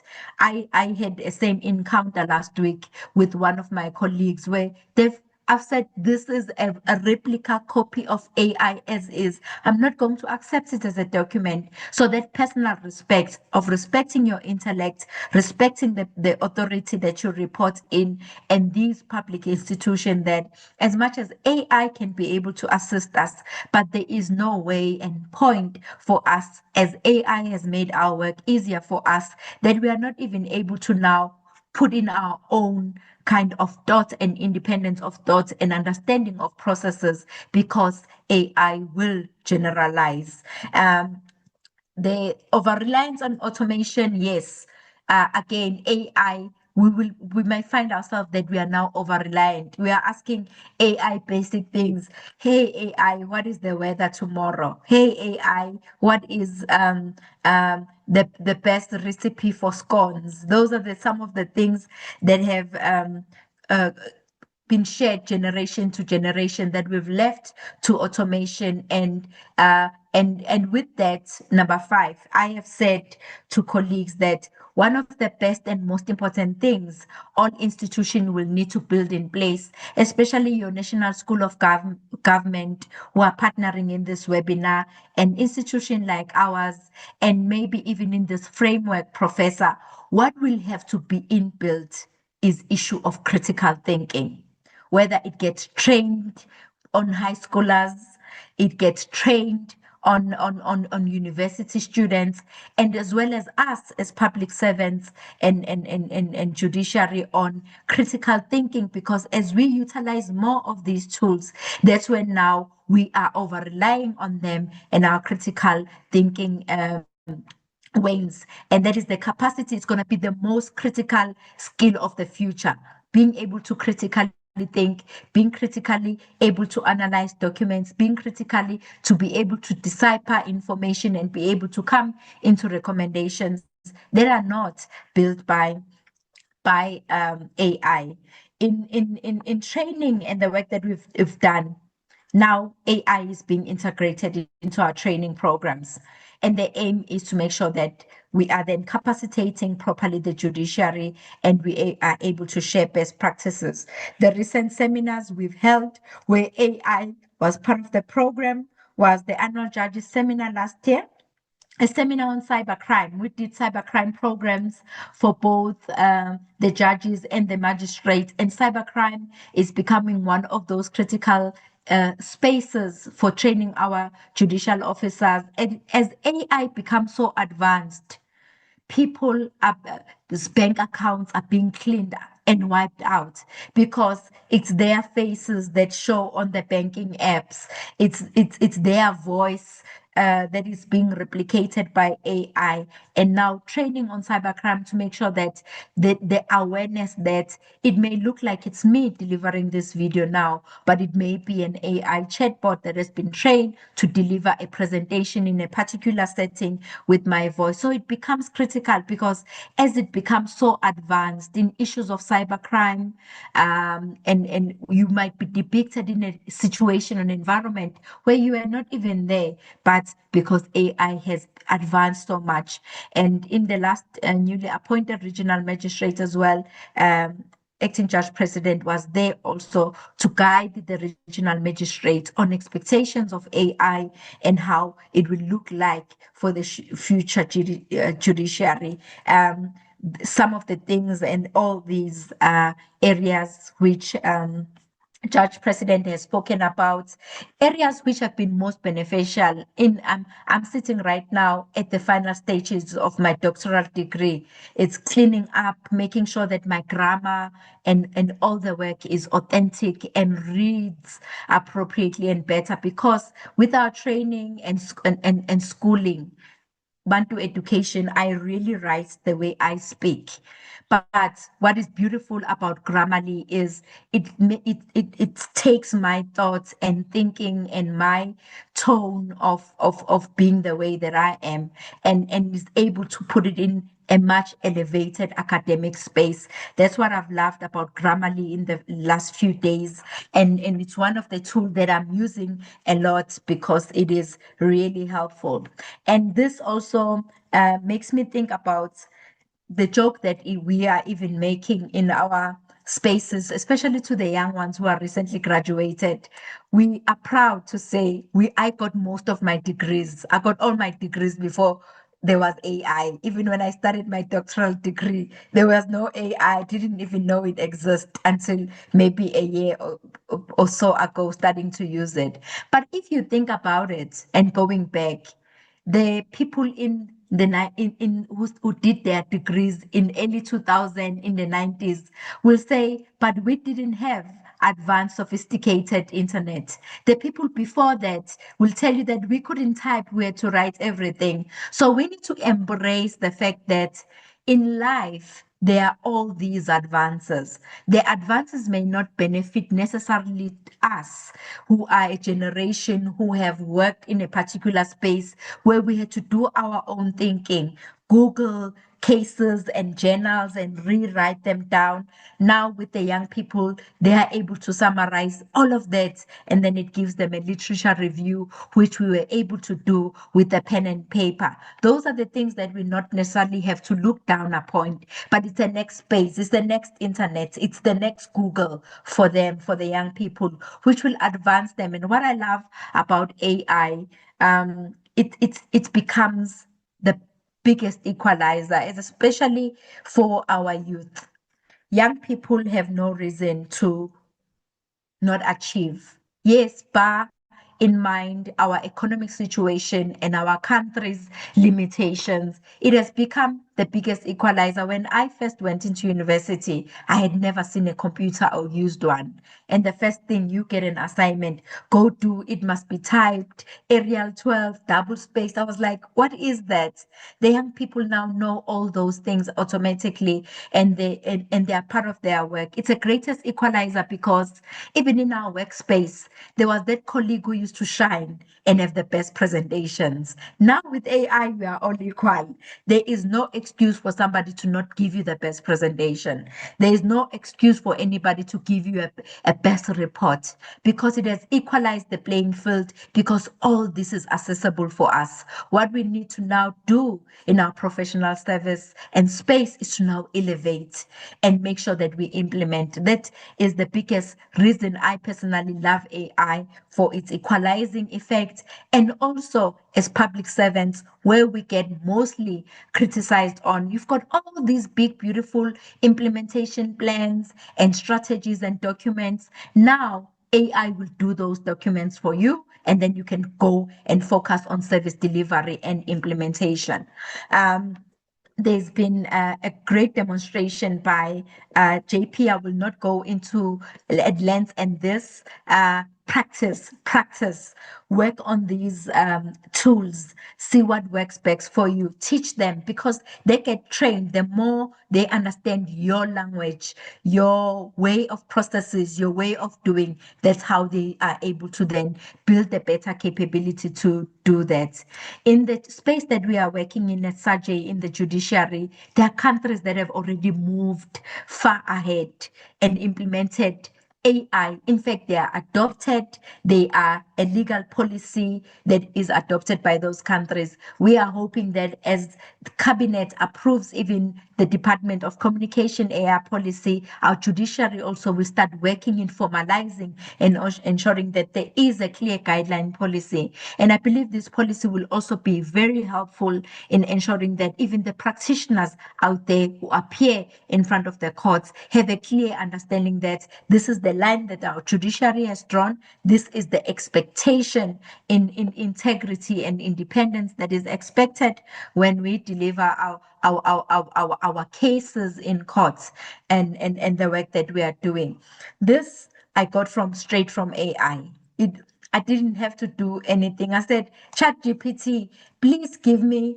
And then what I did, I went then to now go and Google each one. Brazil, Victor, and its use in classifying and screening appeals. And definitely it took me to the Brazilian judicial education institution, as well as then the Brazil judiciary. And there it was, a full-on PDF paper and process and policy that guides how the Brazil judiciary is using this AI tool to be able to do this work. And I did the same yesterday afternoon with all these ones, to be able to gather really where are we in South Africa, and with JP pioneering this work of AI together with the Deputy Chief Justice. I hope within this year, there will be at least some framework and policy of the judiciary that will be able to even guide us as SAGE to be able to develop proper training now that is refined within that policy and framework of how we then train our judiciary.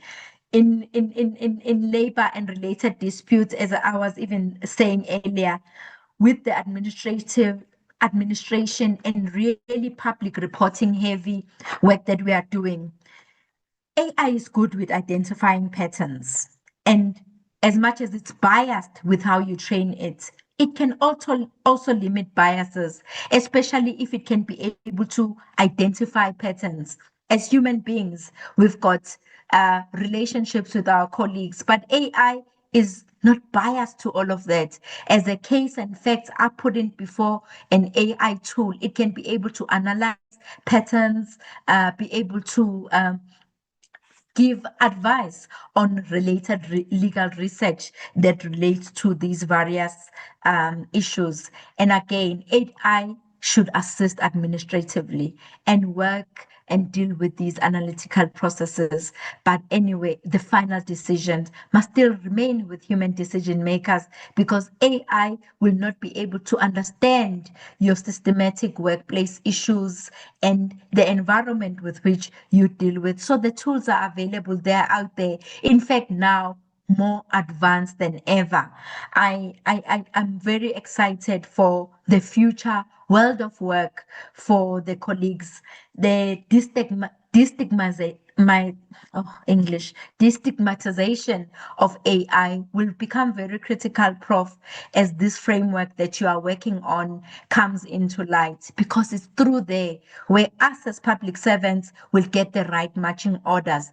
They say within this framework, within these parameters, public servants go straight forward. Go use these tools to make sure that your work is easier. As we've seen even with the recent budget speech, many departments, there is nobody who's getting any new additional money. How do we then leverage these AI tools to make sure that it can be able to, we can spread ourselves even further to do the ever climbing public service work, but with limited resources. In closing, AI will definitely influence how legal systems operate. The judiciary is very conservative with its approaches. Its approach is based in law, not trends. And it's very exciting to see the judiciary, even in our space, being the one that is spearheading areas of AI and these new things. It shows that our justice system wants to be able to now leverage these technologies and ensure that the public of South Africa are adequately and ethically saved. So again, our work, yes, I know we are still more risk averse. We are still worrying about the risk, the biases, and all that comes with these areas. And particularly in my in my space again, for me, it's the issue of guidelines and policies. Until we've got clear guidelines, frameworks, and policies that guide how we are going to adopt AI, we will still be experimental. We are experimental, we are risk averse, we are approaching it as preventative, we are preventing the risk in our space of work in judicial training as well. But we are excited with the possibilities of how AI can be able to make sure that it helps us. Human oversight and accountability very critical. We cannot leave everything to AI. It can give you a 80-page document, a whole thesis. AI can do that. But what is the point? What is the reason for us in building and creating and generating knowledge, new knowledge, if we can leave all to AI for it to generate an 80-page word mini thesis, for an example? That is there. That's why even other countries have now moved the bar, especially with doctoral studies. They've said, we don't want thesis around your theories and what you want to do. China is doing that. It's about creation. What are you in submission of your doctoral thesis are you creating? It must come with the product. It must come with the creation, because then that your human capacity will be able to come into the fore, where you'll take accountability for your research and not just relying on things that have been regurgitated by AI. Transparency, and for us to explain and be clear and say, this is AI generated. It has helped us produce a project plan that will relate 24 months later. How are we going to implement the framework? But as human beings, we are taking accountability for the implementation. So the destigmatization and us being open and transparent in areas where we've used AI, and then being able to take accountability and responsibility, and now ensuring that the work is being implemented. And I would like to end there, colleagues and Honorable Judge President and Professor. Thank you very much from Sajay. Wow, thank you very much. You know, when one looks into the two presentations, and you try to extract a bit here and there, I really got surprised that there were terms like AI hallucination. Does AI take Nyaope and all that? I wonder.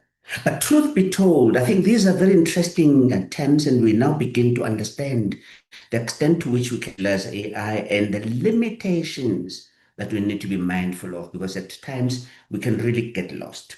The whole question around the algorithmic bias and the over-reliance on AI can really become a danger if we're not very careful. Therefore, it requires certain practices and, should I say, ethics in order to make sure that we don't fall into the trap of doing all the wrong things for the right reasons. Without much ado, I wish to open up for questions. There are a number of questions which are already being posted on the platform. Perhaps we could start with some of them. I don't know if the esteemed guest can be able to look into the questions, but I'll request Dr. Sidibe just to select those that are similar and be able to assist us in making sure that we can pose those questions much more intelligently. Dr. Sidibe, can you assist us with that? Thank you.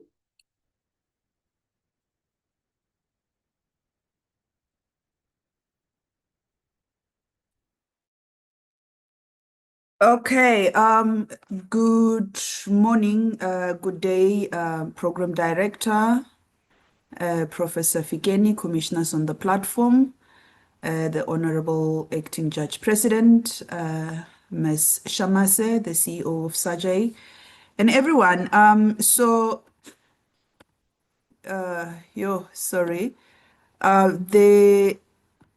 just skimming through the questions now. One of the questions is, how is the use of AI, if I can call it that way, even allowed in court, because ChatGPT is not human and lots of information is falsified with technology. So I'm just going to read quickly because some of the issues are interrelated, and then our guest speakers and others would respond. The next comment, I think it says, I just put employer and employee submissions on an appeal application on Gemini, and it just gave out its appeal decision. Epic. I will get to the long comment. Let me read the very brief one. This is just the comment again to say whatever you get from AI, you must still verify the information. AI just draw answers from Google, which is not always correct, and do some writing for you, creating a lazy generation. I'm wondering how AI in the public service could assist with the recruitment of capable, qualified, and dedicated public servants in the manipulated recruitment space in public service departments. Okay, good comments, a great master class. A key learning from Judge President is the need for accurate equipment on AI of those responsible for gatekeeping governance in the public service, risk officers, board secretaries, legal advisors, and accounting officers. So there is quite a bit. I think a lot of the other comments, they're just appreciating the presentations, that it's a very good lesson. And then I'll quickly go down. It's encouraging that Sajay is using AI. How do you ensure that judicial officers act with integrity and are ethical in the use of AI? And a lot of those other ones, again, it's appreciation for the work being done by Sajay, and comments on some of the systems. It says a Copilot is one of the packages we have subscribed to in my office. Does this mean I can utilize it without worrying about confidentiality? And then I just want to go back to a very long input there.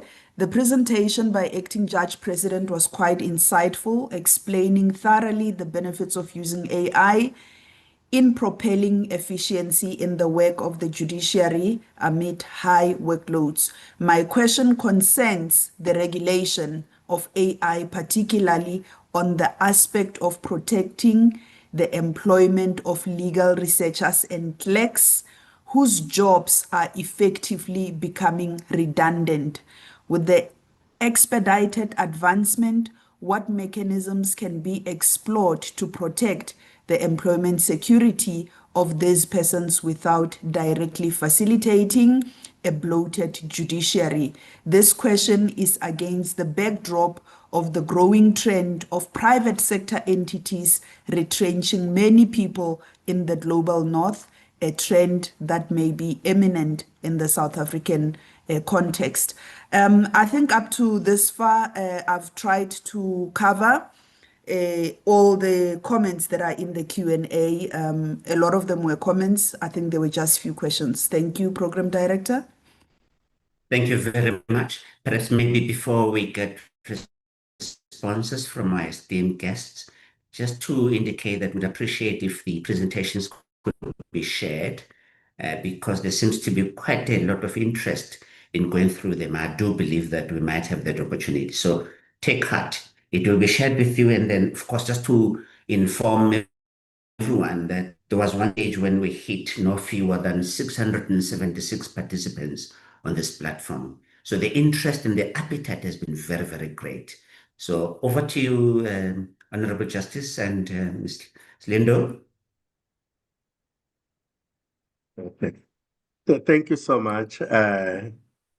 If we were in the same room, we would be dividing the questions amongst ourselves, saying my sister, the Chief Executive Officer, will take 1, 2, and I will do 3, 4, and whatever. But okay, I think she will add up where I leave behind or I may not cover. I got a question on, maybe let me start with the recent one, the protection of jobs. It is difficult from where I sit to talk of how can we protect the jobs of those who are hired to do research now that AI is doing research for us. It's very difficult in the sense that from the labor perspective, that has been the trend all along. So many people who used to dig with pick and shovel lost their jobs when we had these TLBs, which will do the whole work of digging, and they had to lose their jobs because we didn't need them. In many, many other areas, I mean, people used to use the pangas to cut. Now we are using the machines to cut, to do this, especially in the farming industry. We used to do manual labor, getting all the corns and whatever, but now you just have a very big machine, especially in the farms here in Mpumalanga. Just get in there and it does everything that in the past you needed 100 people. Now you get only one person driving that machine. You want to stop that force of advancement in technology, I doubt if you are going to win. Right now, we are using something called Cotton Line, which everybody loves so much. Cotton Line means you can do your documents from wherever you are. You don't have to be here to make use of an attorney who will send a messenger to go and serve the document on the opponent, and then you rush to the court. You have to be there, the traffic. You have to be in court before 4 o'clock when they knock off, and you make it there at 3:45.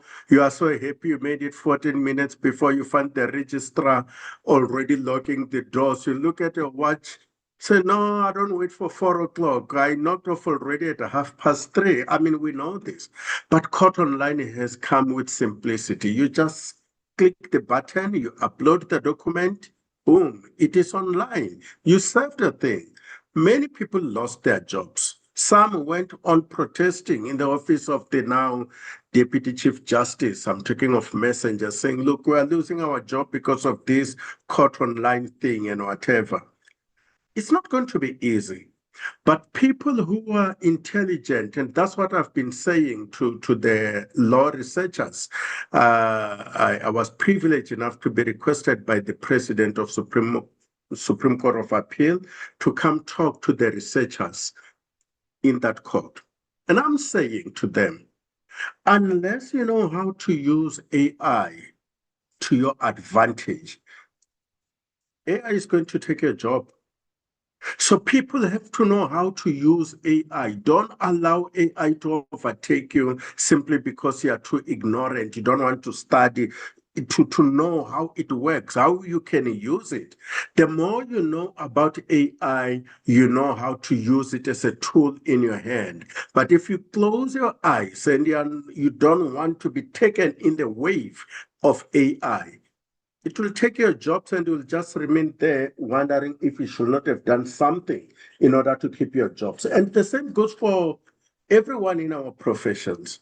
And I've been saying to the judges, the day you will allow AI to write your judgment and prepare everything and you just put your signature without even reading through, verifying anything in there, whatever, you just do that, then AI would have taken your job.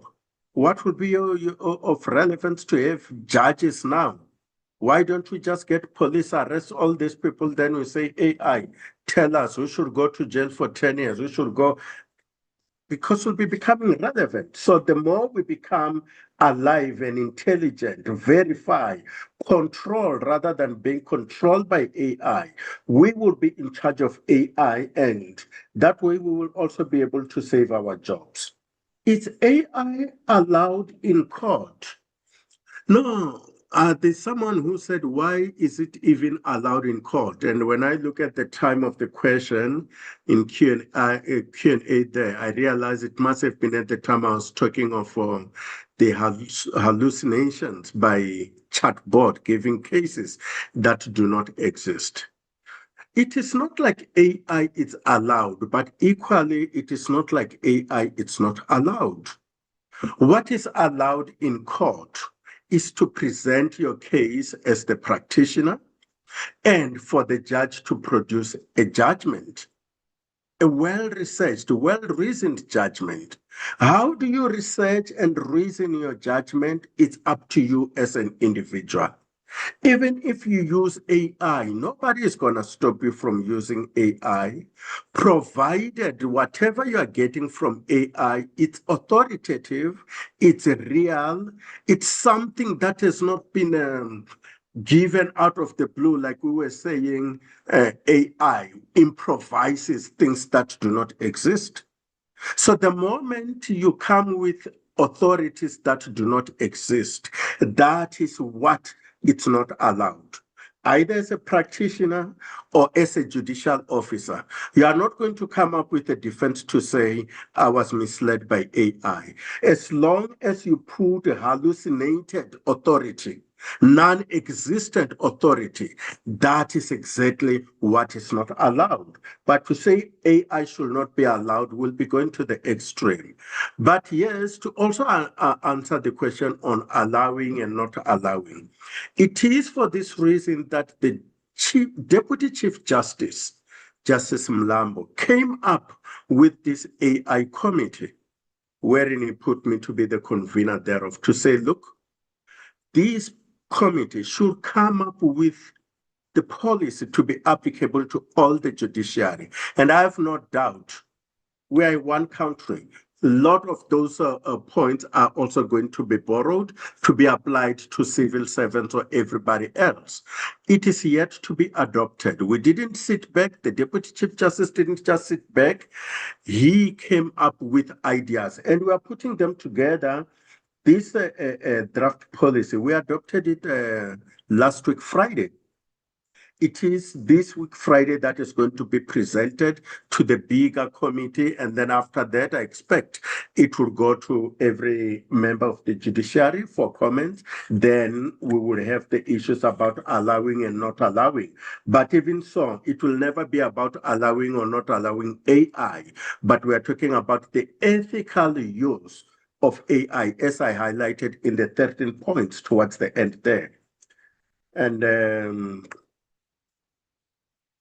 AI drawing its answers from Google. Yes and no.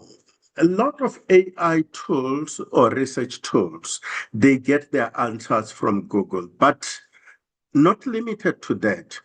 Come to think of Gemini, Gemini is very, very advanced in the sense that you are able to say, in giving your answer, I want you to exclude this, but include this.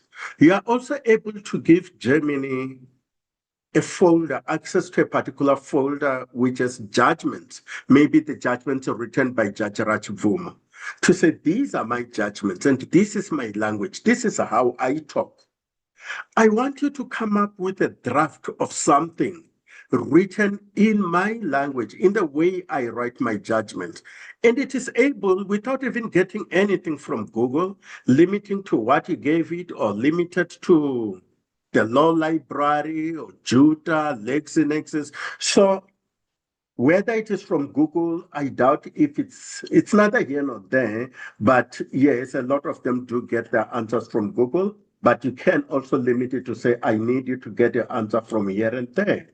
And I also saw the one talking about AI in research for master's and doctoral studies. Is this not cheating?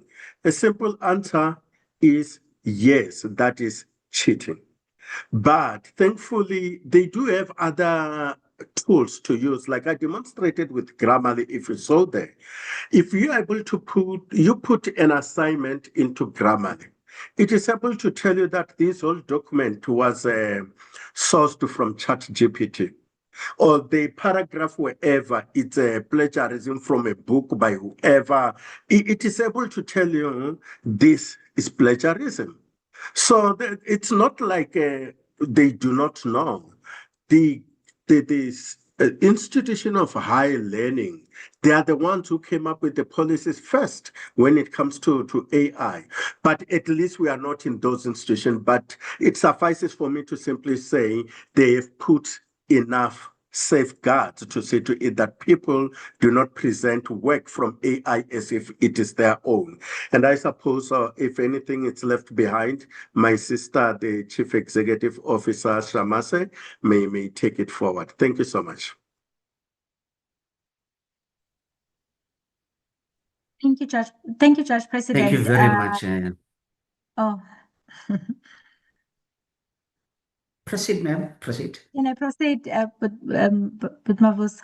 Yes, yeah, Yes, Judge please. President has covered a lot, but I think where the first area around I'm so grateful of the interaction there. I see it's in the chat where the other colleagues are also showing their engagement, but definitely with Grammarly, that's why I'm even using now at the end tail of my doctoral degree. It's picking up all those errors and anomality. Even Turnitin can tell you if you've plagiarized. It detects AI writing. You even a colleague, if they give you a document, you can paste it there. It will tell you if this thing is AI generated. So it's beautiful, but it helps. All these tools can also help at becoming backup and accountability mechanism tool. It's other AI that will check AI for these errors. So we are grateful that it's there. And also when it's saying that SAJA is encouraging the use of AI, how do you ensure that judicial officers act with integrity and are ethical in the use of AI? And the most important thing there is, as while SAJA encourages and encourages and develops and trains and wants to ensure that our judiciary uses AI and these tools. AI must always be guided, as we've said, by the core principles of judicial integrity, independence, and accountability, whichever way. Just like a judge, a magistrate cannot go and plagiarize and use information from any other source, whether they were Googling and even from their own heads, just making things up. It's this issue of judicial integrity and accountability that becomes now the guide based on the ethics and the code of conduct that they abide by. So we encourage it in a sense, let it take them to the next level. Let it deal with the basics of research where we've got capacity and resource constraints. And it even led to how are we then going to protect employment? And JP has presented it well. We may cry about it and not move with the time. All we need to do is move on, understand the work. They call it in skills development, careers and work of the future. There are careers that will move with the times. There are things in life that will be eventually automated. There is no reason in public service we are still running around with documents for signatures. Go into any strategic planning session where you've got DDGs, HODs, everyone is carrying big boxes of things to be signed and approved. That's where AI comes in. We need to be able to start thinking the next phase so that South Africa becomes at the forefront of developing support mechanisms and expertise for our young people to start being driven to those directions. We might think we are protecting them now and say, no, we'll protect jobs, we'll still make sure everything is manualized. You will insulate them internally in South Africa, but you will not be protecting them from the world because the world will come with an unbiased view of business is here to make money. Business will want to make money. And if you insulated and protected your people that they will not use these advanced tools, there is such huge potential that AI is going to have. In fact, it started at the times even when we were talking about these cryptocurrencies as well. The next best areas of work for young people is to study cybercrime, because those are the areas where they support the judiciary in making sure that they can deal with what AI eventually comes in, being support engineers, being the developers and coders, the advanced coders, because now AI can even do the basic coding. You don't even have to do that. But where do you take it to the next level of making sure that now that the AI is there, the young people have the tools, the skills that they can be able to utilize to now be the support system, the checkers, the accountability, the teachers, and all the IT support systems and infrastructure that's going to be made.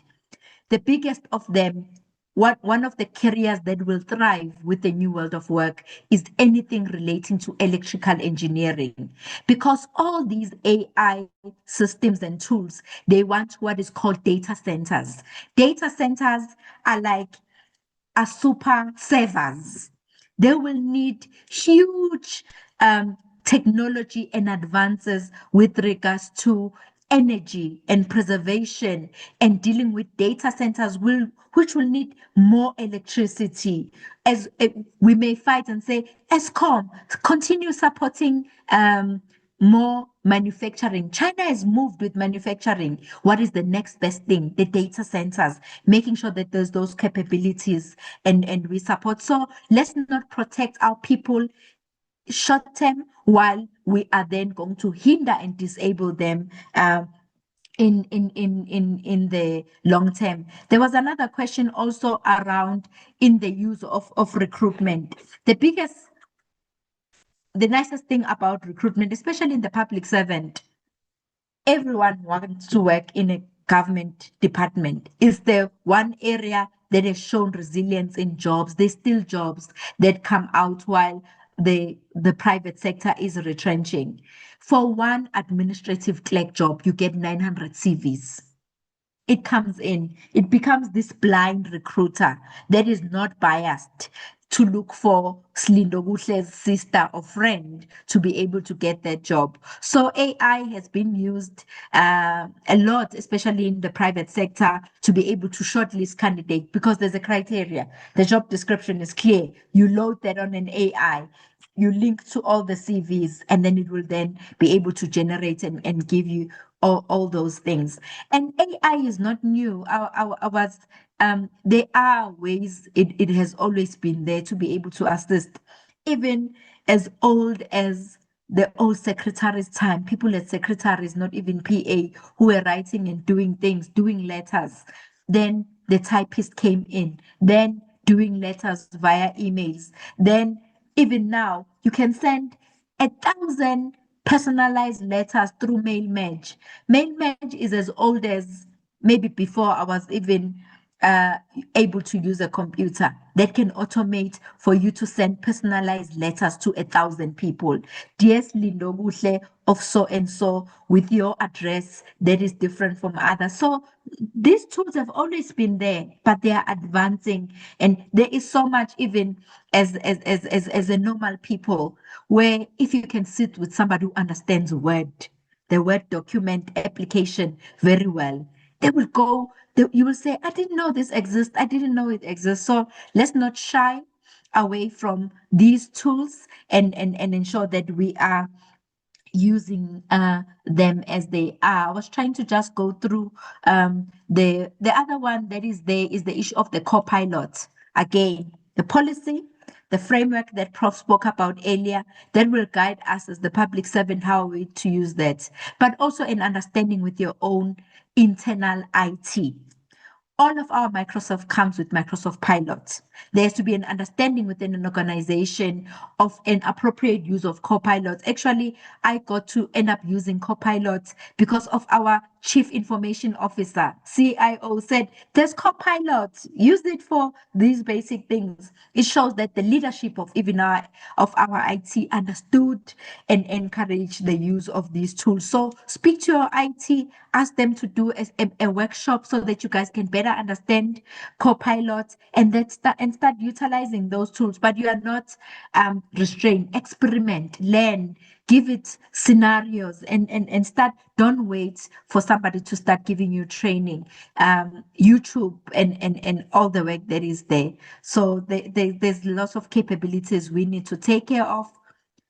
We are either joining the bus. Let's get on the bus. Let's not get left behind, and make sure that, especially us who are now working and older, build the capabilities in our country's systems, in the workspace, that will allow the young ones to see where are the new gaps opening of work to better support now AI supported functions and work so that they are not left behind. Thank you.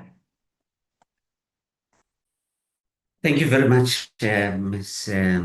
Shamase. Indeed, I just want to quote something from a book that I was reading the other day, which really bowled me over.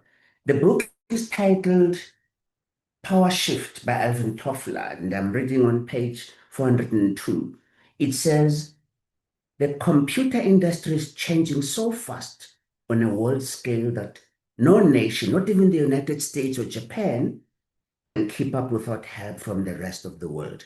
This book was written in 1991, so you can imagine how the world has changed. What does it suggest for us from what you've actually said? Truth be told, it is quite evident that we as public servants cannot sit back and fold our arms in fear of artificial intelligence. We have to embrace it with great care. In other words, understanding that we have to use it ethically and responsibly with verified and verifiable evidence and with clear tools that can ensure that the analysis will be able to ensure that it is honest, it is truthful and all that. So we can't just wait. We have to get into the bus. If the judiciary is so advanced about this particular matter, we need to ensure that we follow suit, because sufficient safeguards must be put in place to avoid being duped or maybe getting hallucination from AI. So it's important to find mechanisms of dealing with this matter. So the essence of developing policy in the use of AI within government should really be the order of the day as of now. We can't wait for tomorrow. And truth be told, this is quite exciting. I'm really thrilled. At my age as I am as a techno peasant, I do believe that I must now change, be able to have a mind shift and ensure that I can then be able to climb on the bandwagon. I don't have much to say, but suffice to mention that there could be other questions that came about that we might have missed. Could be the last lot of the questions, but let me check with Dr. Sidibe if there's anything that we need to reflect on. Dr. Sidibe? Thank you very much, Program Director. One of the questions that was not addressed, maybe it's just a comment, but I think it has a built-in question. It talks about the personal style and intellect of the author. How is AI going to be able to capture that? And then I will go to the next one.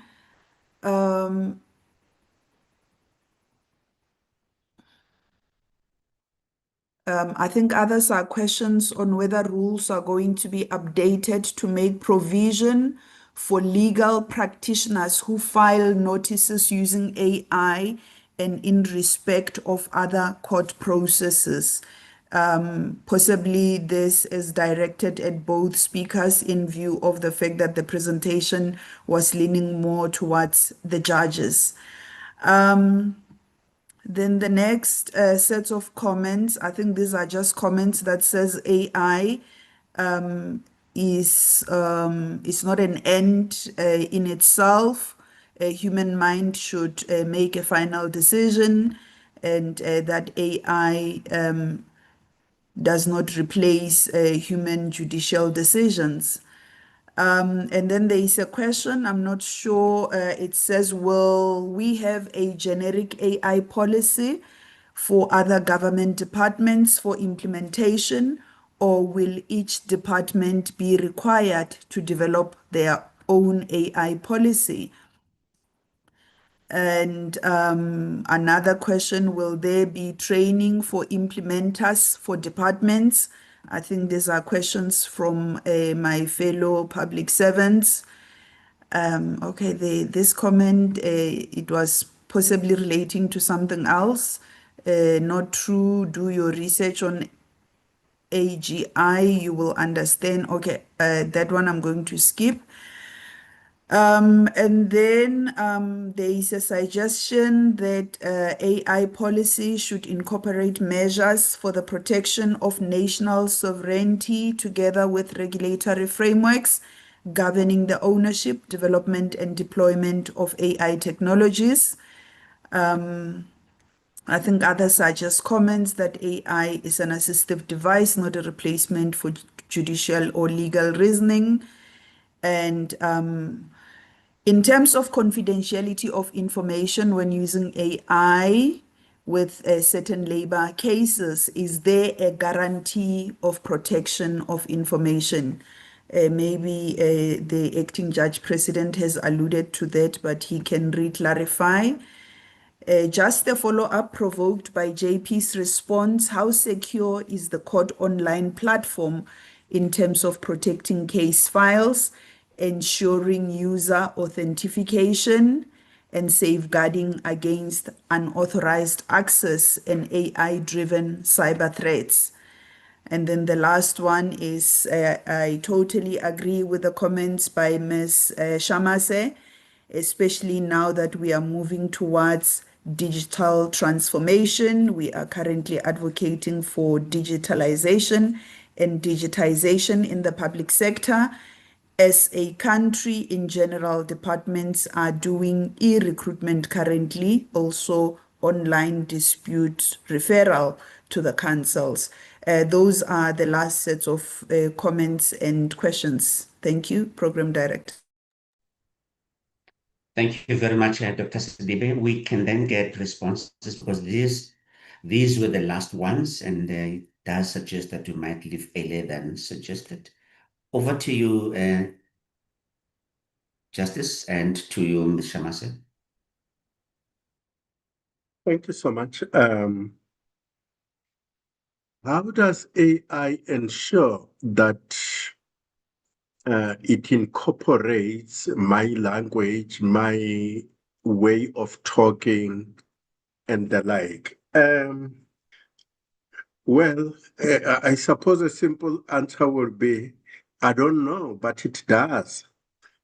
Perhaps I should clarify why do I say it does. You know, AI is so intelligent beyond human understanding, so much that you would understand it if I approach it from the algorithm point of view. algorithm, it's that thing that it's about personalization of you and your gadget. I don't know. Some of you may have realized that if you book a flight to Cape Town, for example, you wanna land in Cape Town on a Friday, and you'll be coming back on Sunday, spending 3 days there. Immediately after doing that, you will be getting suggestions by way of email, or the moment you get into the internet, you'll just be getting information about the accommodation in Cape Town. For those very days, Friday, Saturday, you can stay there for only so much. So much information that it's so personalized. When you like buy a gun, it's like when you're buying a firearm, then the next moment you find people are selling you the ammunition. This is algorithm. So many of those who did not have a full understanding earlier on in time were worried that is somebody spying on us. Why is there so much information as if somebody is following me when I move around?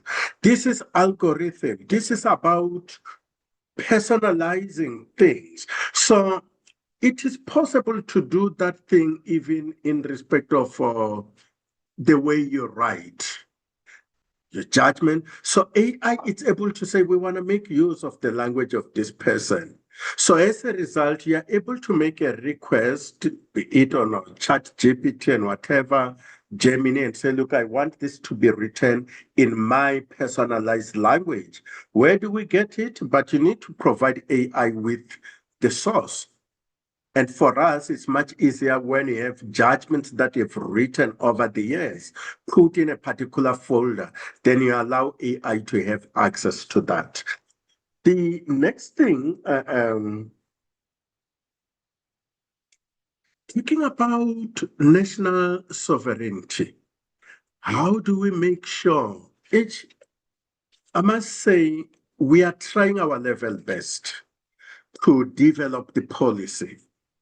And we do our level best to protect the sovereignty.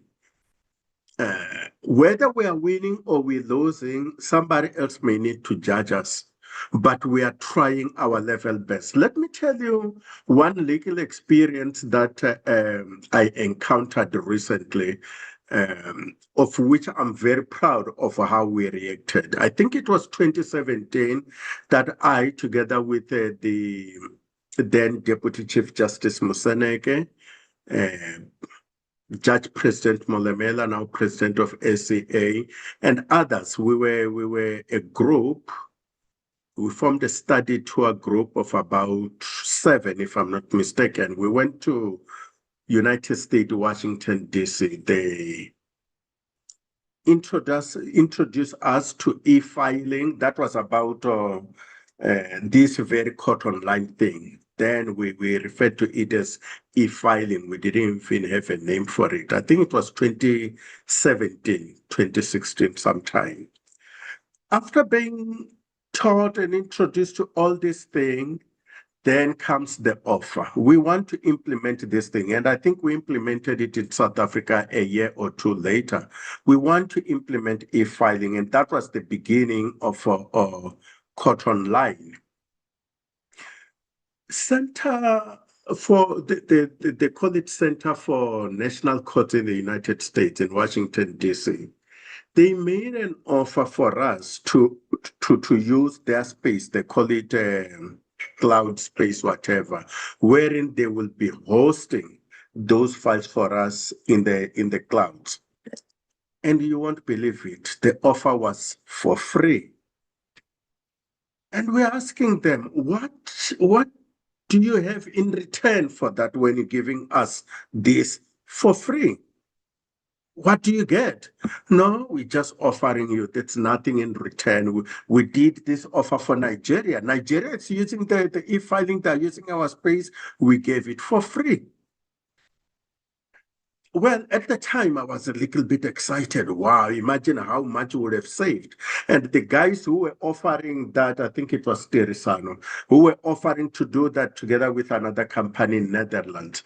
Just the space on their site, to use their space, they call it a server space. It was coming to, in a year, it would be over R1 billion. Because you need people who will be servicing that and whatever. Imagine saving more than R1 billion in a year. In 5 years, that comes to a lot of money. We came back excited, and I'm the one, I prepared that report for that committee, for the current Deputy Chief Justice, Judge Mlambo. I prepared the report and the offer that we are getting from United States and whatever with a bit of excitement. Luckily, I was presenting this to a committee of judges. They received the news with a lot of skepticism, saying, why do we get this for free? What's in for them and whatever? But to cut the long story short and to keep our debate a little bit confidential, we rejected that offer. We said, we'll rather spend some money. And now you will understand why. When you are using something that is not yours, you cannot dictate the terms of use of that thing. Who knows what we would be putting our sovereignty subjected to, the risk that we'll be subjecting ourselves to. A lot of things are happening now. To be able to pick up with so much accuracy that the president of the country is having a meeting there. We can even send a missile to go and kill him right in that building. Where do you get that accuracy from? What about this thing? Are we not exposing? But I don't want to say so much because we are in a public platform, which could be national and internationally. But we try our level best to avoid that which we think may put our country at great risk. We are watching, we are seeing what is happening in the international community out there. Whether we are wise enough or whatever, it's something else to tell. But when it comes to the use of AI and the court online, and maybe this also overlaps with the question, how sure can we say how can we say with certainty that the files on the court online are safe? We cannot say they are really that safe because from time to time we are developing the antivirus protection to protect our files and the like. But when it comes to the confidentiality of these files, we also try our level best. But don't forget one thing. Not everything has to be confidential or is confidential when it comes to court. You may have heard that court documents are public documents, easily accessible. That's why all the judgments from all the courts in South Africa are easily accessible on the internet because they are public documents. So even before AI, before court online, these are the documents that you can walk in any court and say to the chief registrar, I need the file, in this case number, I need the document, a judgment that was handed down there. And no registrar will refuse you because it's a public document. And remember, even the courts themselves are public court. Everybody has a right to work in the courtroom. But these, like the teams, the court online, they just help that it shouldn't be only 30 members of public who can access the physical court. Now you can have hundreds, even thousands, those who are able to log in if we're having the meeting or the court sitting virtually. They are able to access that. So we need not block access of the public to documents that they are entitled to because they are public documents. But when it comes to exchange of documents between the plaintiff and the defendant, the way it is happening, just that I may take a lot of time if I have to go into how do we say it is safe and how do we ensure it will remain safe, because we'll now be moving into the IT world, wherein I will tell you what we do, what is being done by the experts, and the real experts in IT, not us, the judges. At least I do have a little understanding of what's happening. So it may take hours, maybe even days for you to understand how we are trying to ensure. But it's nothing that you can say it's 100% proof, but we have to keep up with the development to see to it that we're doing all that we can. And up until now, we have had court online for more than nearly 10 years now. It started in Gauteng and it has been expanded, rolled out to all the other provinces. We have not had any serious hiccups that we are not able to overcome. We have been successful up to now. And maybe let me not answer everything, to leave some for my sister. Thank you so much. Thank you, Justice. Over to you. Thank you, Ma'am. Judge President. Based on the follow-up questions, the biggest thing I want to deal with, I have no answer on the issue of the policy. Are we going to have one policy as the public sector? Is it being developed, or will each department be required to develop their own AI policy?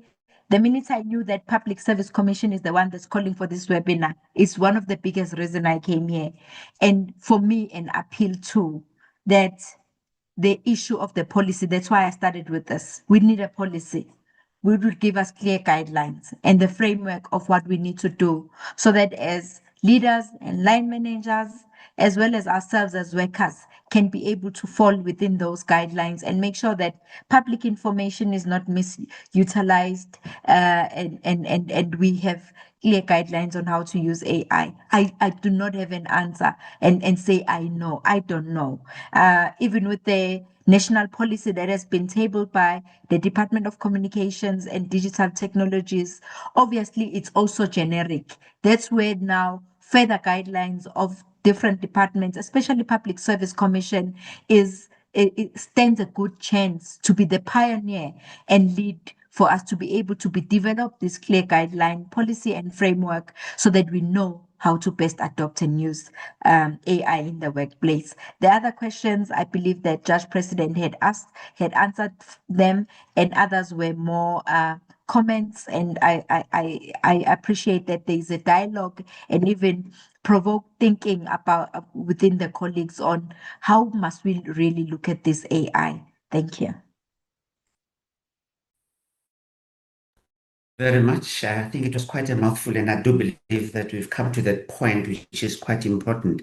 But before my tender comes to an end, of being the program director, I do believe that you've made a very important point, Ms. Shamla, so that it's important to have a consideration to look into coming up with a policy for the entire public service. I do believe that it's important, and I'm sure we can learn from the justice, especially the experiences that you've gone through. Those would really act as a very important indicator as to what needs to be done, what shouldn't be done, and how we can be able to encapsulate this into a policy framework that the public service can be able to utilize.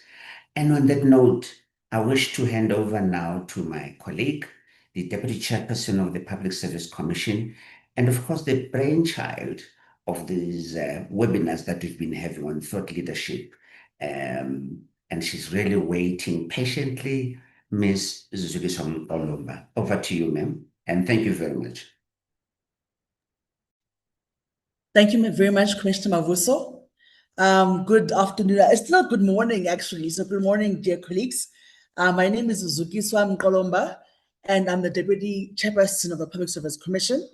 I'd like to extend my warm greetings to our Chairperson, Professor Fikeni Sumadoda, to all the PSC commissioners who are in attendance, to the Honorable Judge President Rachibuwo for his amazing, insightful presentation, I would like to greet Dr. Shamasa in the making.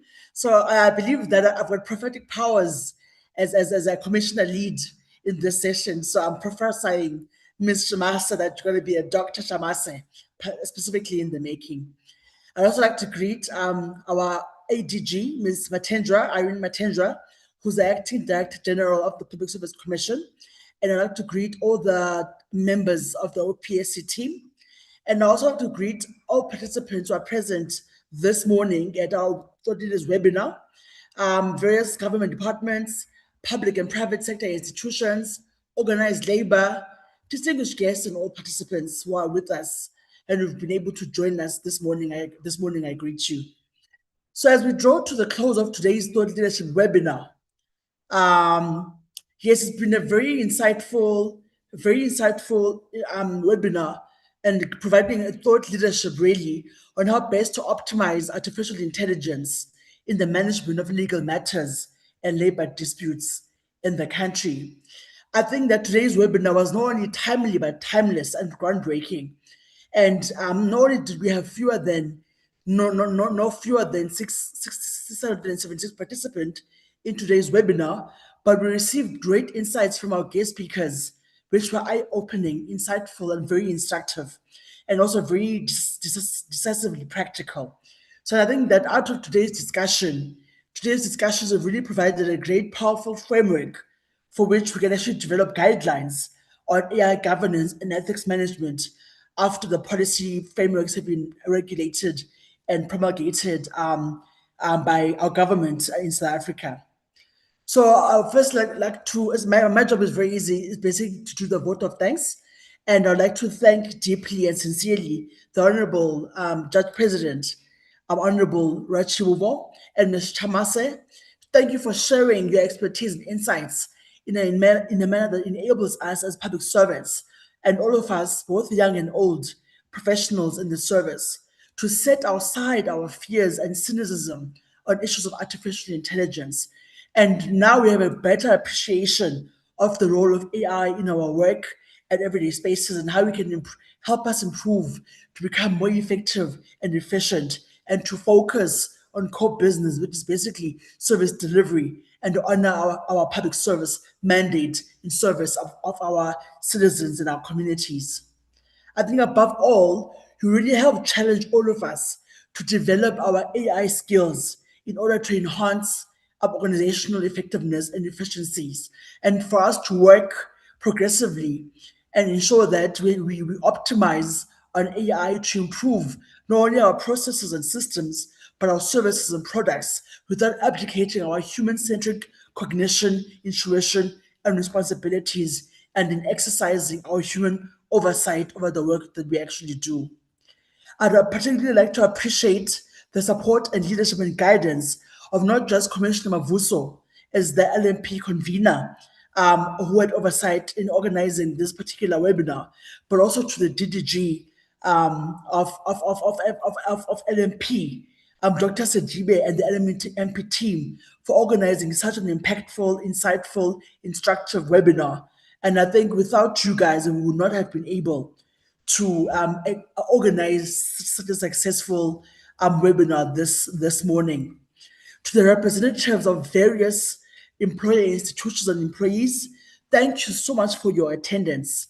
We really hope that you've enjoyed today's debate and discussions and that you feel empowered and capacitated and enabled on how best to optimize and use artificial intelligence in ways that are ethical and help you to effectively and efficiently offer your services as professionals in the public service.